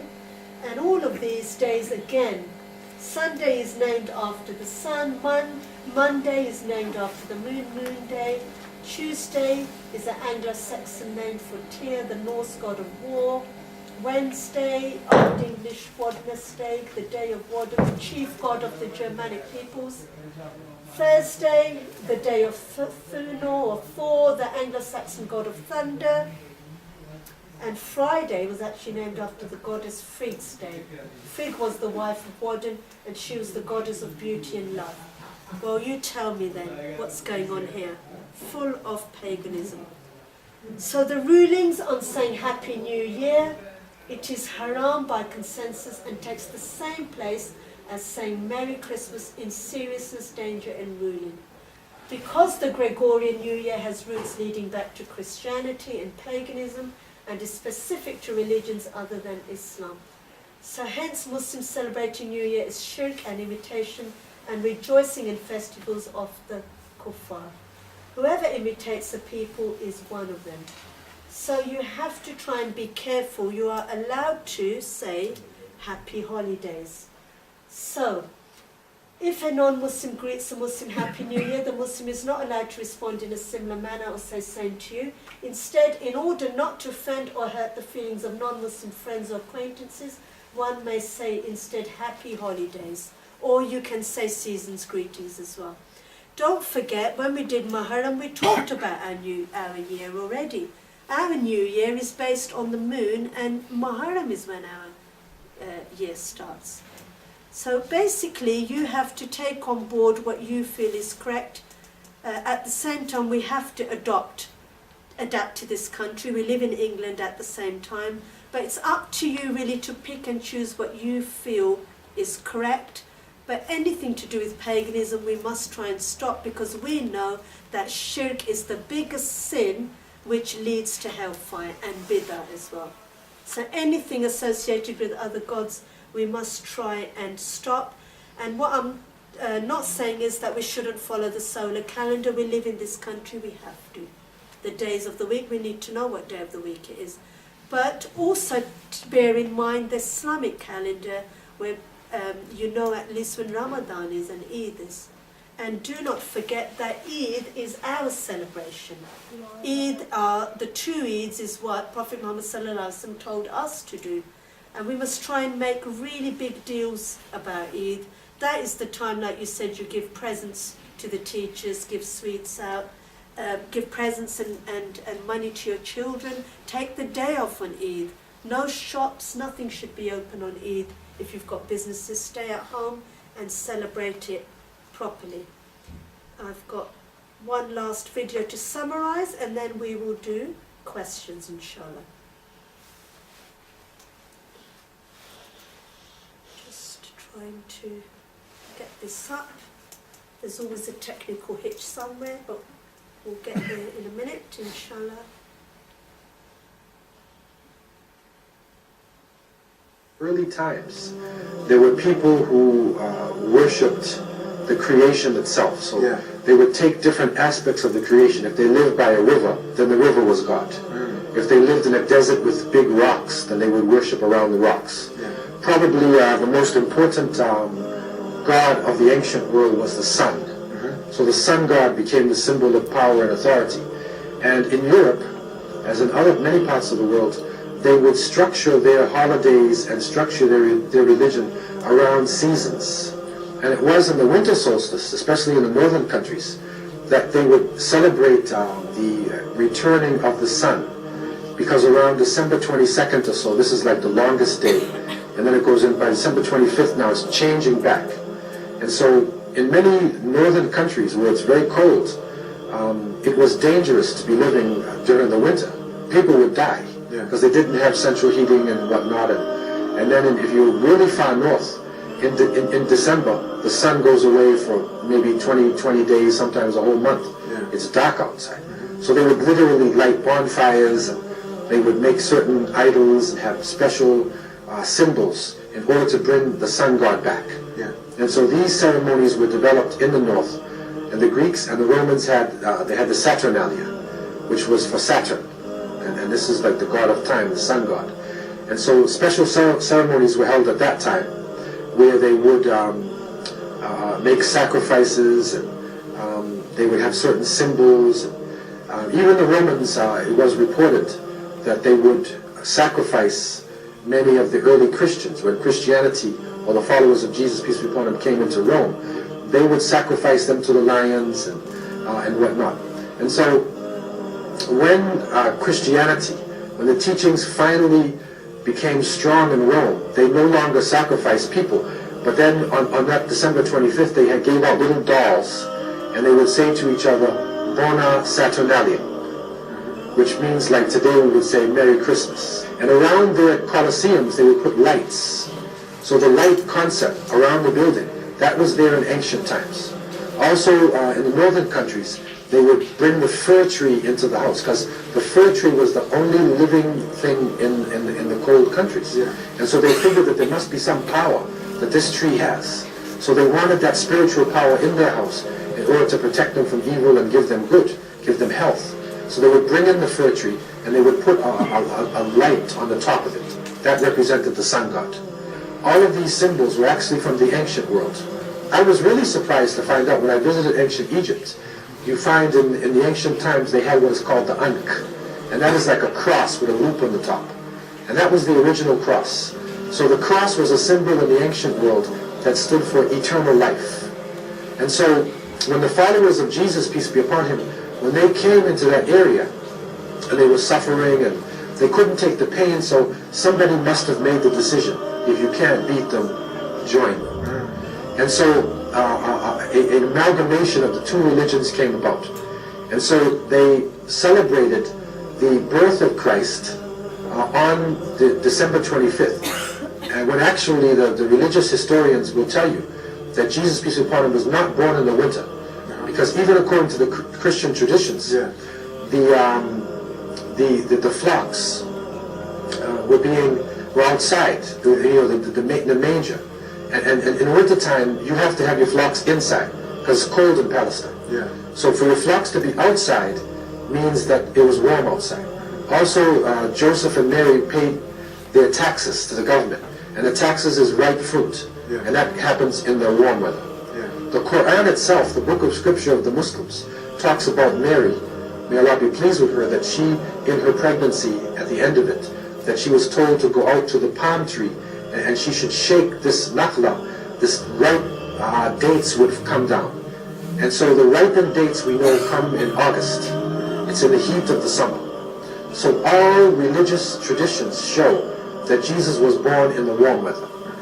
But in order to make the religion fair-seeming to the nature worshippers, they incorporated the birth of Jesus at the time of the winter solstice. So this is where Christmas originally begins. Now, the main character in Christmas today, for most people, is not really Jesus, only for religious people. The main character is Santa Claus. And Santa Claus really, many people believe, and you'll see a number of books that are written, he is like the image of Saturn. Because there's a picture of Saturn that was done in the Sistine Chapel. And he's a well-built man with a beard, and he's on a sleigh, but he has snakes with wings. So that's similar to a sleigh with the reindeers that don't normally fly, but they're pulling Santa Claus around. It's like Saturn. Similarly, the whole name, Saint Nicholas, or Saint Nick, Nicholas himself was a bishop who lived in Constantinople in what is now Turkey. And he was a very austere person. He used to fast, and he was very different than the jolly, merry Santa Claus that we know of. That's a different image altogether. I was shocked even more to find out that in Germany, they actually considered Saint Nicholas to be the devil. He was dressed in red, and you can go in their traditions, and they considered him to be a dangerous person. They would say to their children, don't go outside in the winter because Nicholas will get you. You see, and so this is why up until 1647, the British Parliament banned Christmas in England. It was against the law to celebrate Christmas because they considered it to be a satanic type of thing, a nature worship thing, not a Christian ceremony. Okay, what we're going to do now is have questions. A lot of sisters did have questions while we were praying, and that's why I decided to open up this session again, just so that we can do the questions, because obviously there is going to be a lot of questions at this time of year. So any questions, anything that you're not sure of? Yes? How did this Christmas card business come about, and who introduced it, and That why? was in Victorian times. Like I explained earlier, the stamp came out in Victorian times. So people, for example, who lived in other countries and wanted to wish a Merry Christmas to their relatives in other countries, then would start sending cards. So that's how it started. Can I ask a question? Did I hear right? You said the Christians celebrated the religious day on a Friday? Yes, originally they did, yes. When did that change? That changed when Christianity came to England in 400 AD. The pagans were worshipping the sun on Sunday. Sunday is the Sunday, the day of worshipping the sun.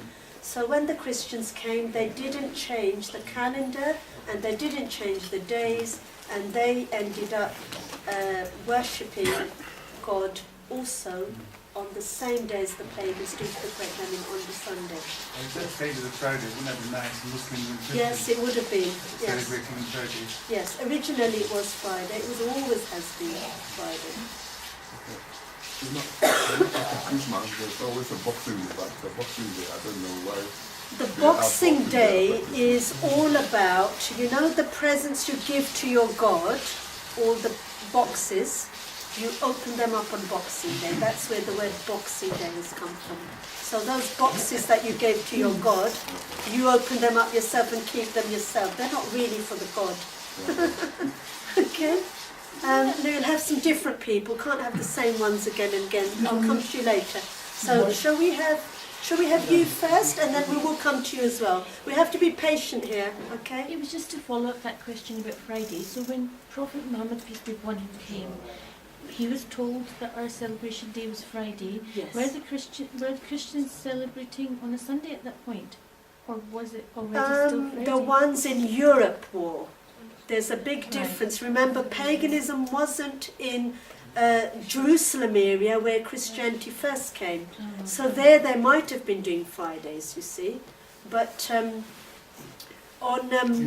in Europe they were doing it on a Sunday because it's in Europe the pagans were here. Okay?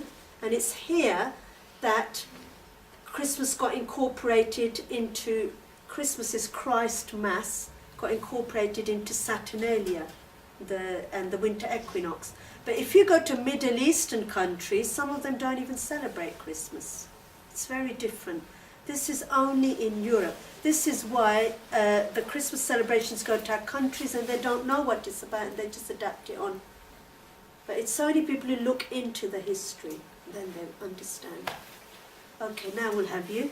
I've got 2 questions. Can we have one for now? Because there's lots of people who've got questions. So let's be patient. Let's do one for now, okay? Is Father Christmas real? No. Or is it just their dads just getting the presents? Father Christmas is not real. Originally it was a god called Odin. Do you remember I showed you that horrible ugly picture of a green god? It was this mythical god called Odin who would bring greenery into the land. And that Odin, they put Santa Claus, who is Saint Nicholas, is Santa Claus. Santa Claus, Saint Nicholas, image on top of that god Odin, because Christians didn't want to worship this god Odin, so they put a saint's image on top of that Odin, and that's how we ended up with a green Santa Claus, and then it became red, like you said, with the Coca-Cola ad. Okay? So it's all mythical, completely mythical. Even Santa Claus doesn't exist. Saint Nicholas is a real person, though. Saint Nicholas is a real saint. How is he still alive today? No, he's not alive. Father Christmas is not alive today. He is all made up. Like a cartoon. When you watch a cartoon, they're around today, but they're not real, are they? Okay? Right. Any other questions before we do more questions? You've got too many questions today. Come on then. I mean, I simply don't understand the concept, right? First of all, God is finally retired from the Christian Bible here, okay? And then it's Jesus going to be sitting on the throne of the day of judgment, judging mankind. I mean, it doesn't make sense. How is this possible? I mean, yeah, well, we believe obviously Allah will judge. Where this has become mixed up is that they believe Jesus is God. They believe Jesus is God, Jesus is God's Son, and Jesus is the Holy Spirit.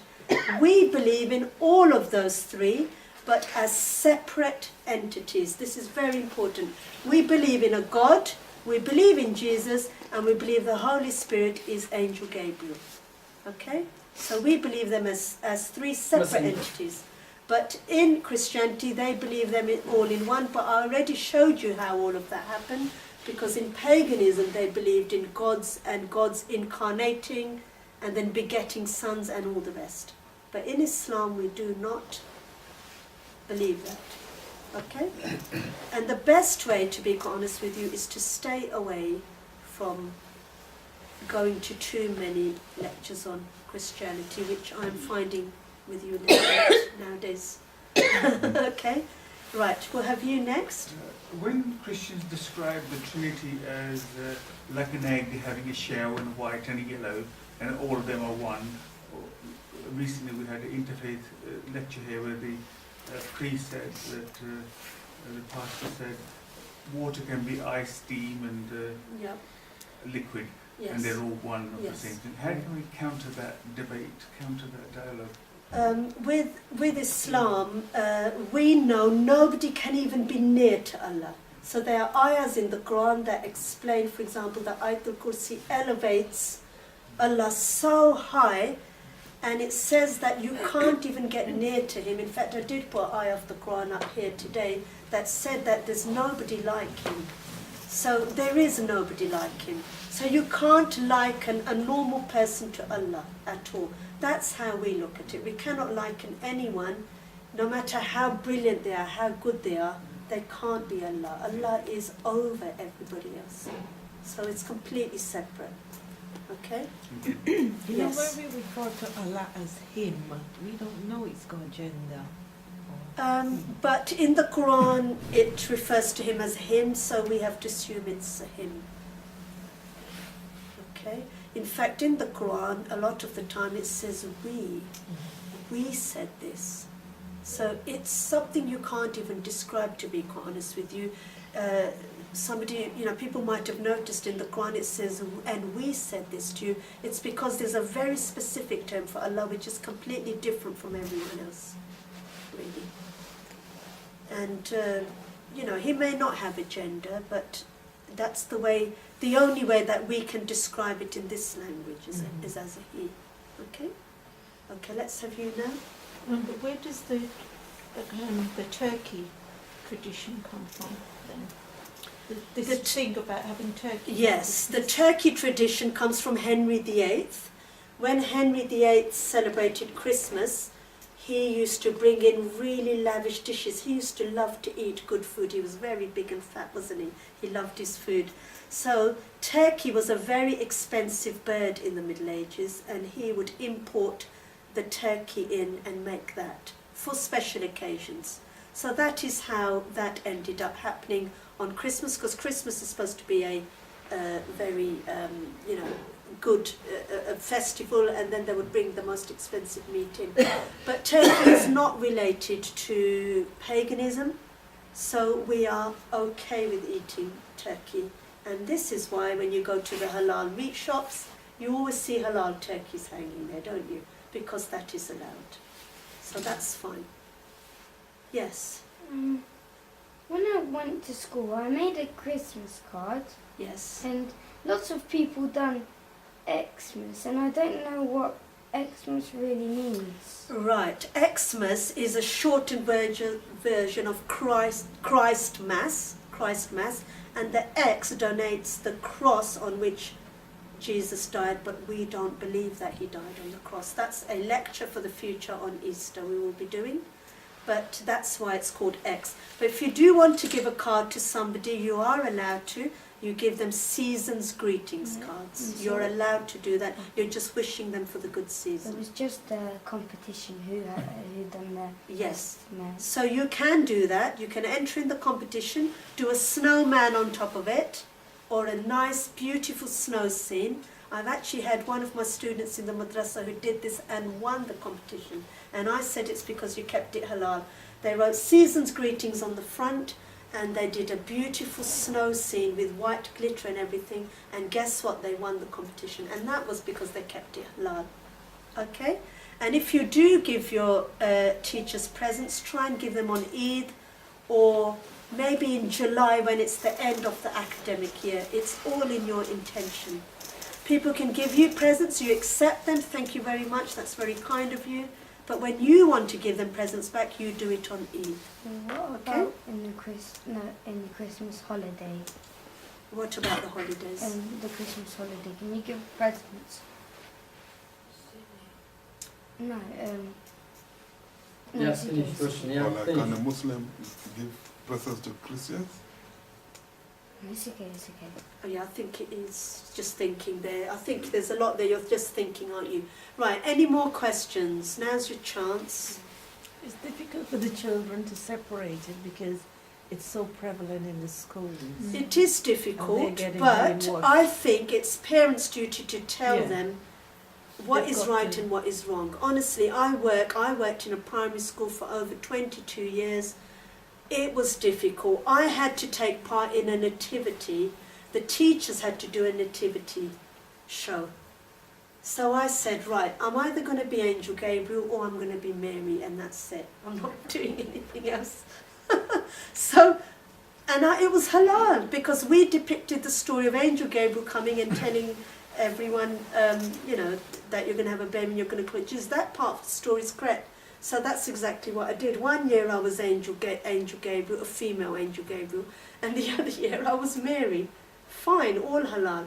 You have to use your own brain and think what you can pick and choose. It's difficult for the children. Yeah, and it's in the intention, isn't it? And it isn't difficult for the children if the parents tell the children from an early age. They can do it. If you tell the children from an early age, and if you compare it to Hinduism, tell me, is it difficult to celebrate Diwali? No. Do you say Happy Diwali to people? Well, it's the same thing then, isn't it? If you can celebrate Christmas, you can celebrate Diwali. It's the same thing. Paganism is Hinduism. That's the way you have to explain it to your children. Do you give out Diwali cards to Hindus? No. Do you say Happy Diwali, everybody, to people? Do you celebrate Diwali? Do you take your divas out and do fireworks on Diwali? No. So then why are you doing it on Christmas? It's the same thing, isn't it? Yes? Paganism is Hinduism. You saw some of the gods' pictures, they were the same as Hindu gods. That's the way to explain it to your children, and they learn so quickly when you tell them that. From a very early age, my mum used to tell me, you're not doing that, that's a Hindu thing. But they don't know nothing about paganism, so they don't stop the paganism, but it's all the same thing, honestly. Okay? Just think of it as Diwali and Hinduism. Would you give someone a Diwali card? Would you light divas on Diwali? And would you celebrate on Diwali? You wouldn't. So then why are you doing it on another pagan festival? It's the same thing. Okay? Yes? Last question. In Surah Fatiha, it says Allah subhanahu wa ta'ala is Lord of the worlds with the S at the end of it, worlds. Yes. I'm just a bit thinking. Lots of worlds out there. If you look how many Milky Ways and galaxies there are, there's not just one world. One world is just the Earth we're living in, you see. But when we look at the worlds, we're looking at Mars, Saturn, all the galaxies and all the Milky Ways. And even the sun is like a world. There's not a hint of life on the other worlds then? There isn't, but he's still Lord of all of them. When we say Lord of all of them, even the way they are turning is with his hukum. If they stop turning, and when we talk about, when we do the Day of Judgment, which I might do again this year, we will be looking at the way Allah gives the hukum and everything just crumbles. Everything falls out of its orbits. The sun falls down on earth and everything comes out of its orbits and it all goes out into space, explodes.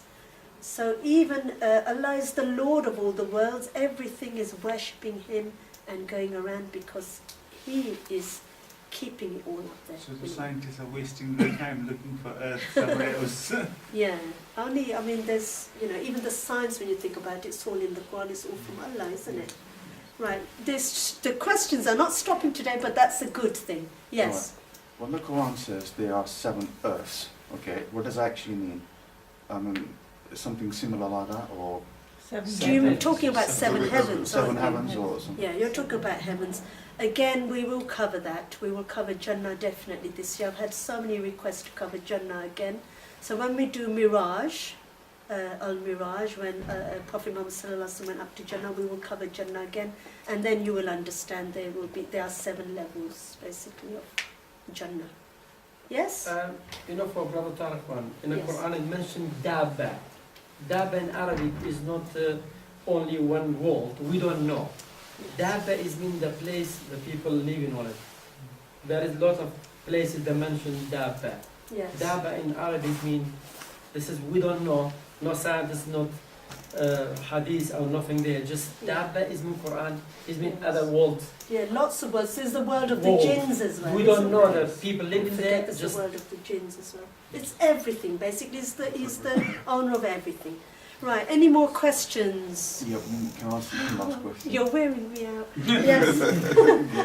Come on, then. It's nothing to do with today's topic, just because the thing is I went to a Arabic circle and they were Yeah, singing qasidas. can we talk about that later? Because today's questions are relevant to what I talked about today. So we can talk about everything.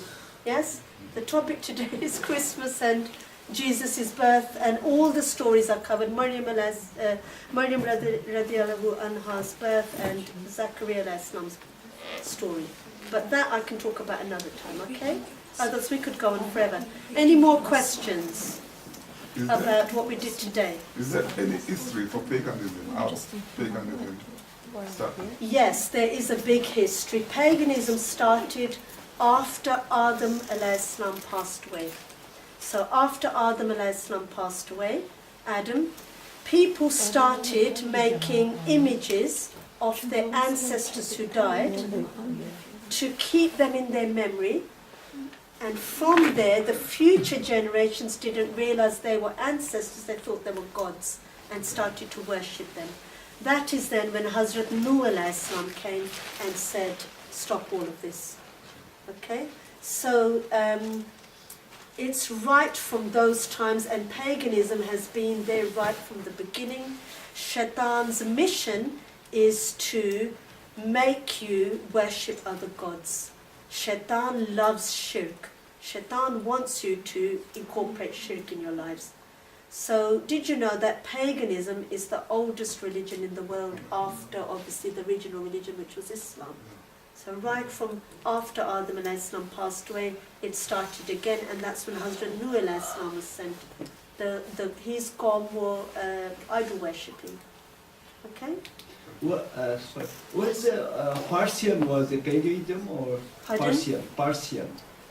Yes, I will explain that. Now, with the Parsi Zoroastrianism, okay, Zoroaster was actually a prophet. Zoroaster was a prophet because God was a light.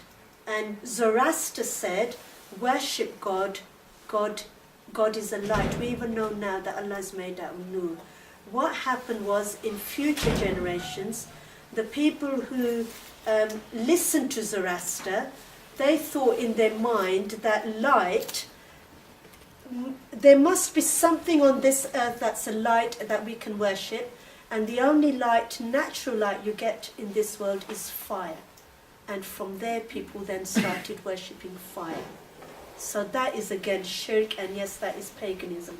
But the original religion, according to scholars, it says that Zoroaster was actually a prophet, and he said, worship Allah, Allah is a light. But from there, people ended up worshipping light on earth, which was the fire, which is how we get Zoroastrianism, which is the worship of fire, which is shirk again. Because anything that worships anything apart from Allah is shirk, basically. You're believing that fire can help you, you're believing that this thing can help you, and it's only Allah is the only person that can help us. Okay? I hope that's answered your question. Yeah, and any Surah Al-Rum, Allah Ta'ala said Rum is defeated by is it Persian or? Yes.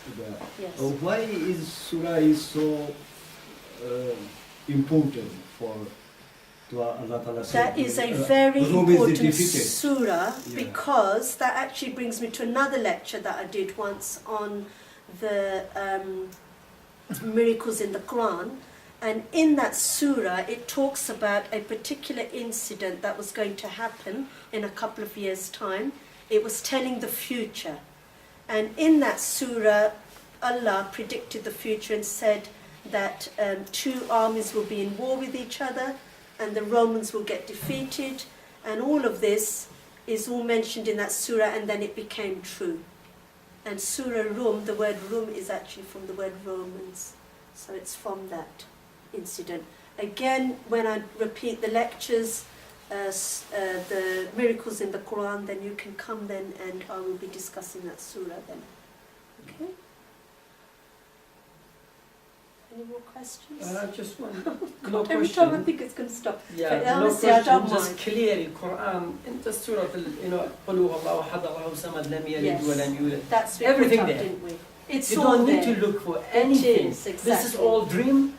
Yes, it all is. just talking, and this word is caption. Yes. Yes. Everything clearly there. Clearly it is, and that's why I did put the surah God is earlier, one. didn't I? No, لم يلد ولم يولد. You don't have no sun nor anything. This is all. Yes, just it a tells very you clearly clear there. Allah is one. He has no son. He doesn't beget, and he is not begotten. All of that is in that surah. Very Surah clear. Ikhlas. You don't need to follow anything. Anything is, yes. Sorry. Yes.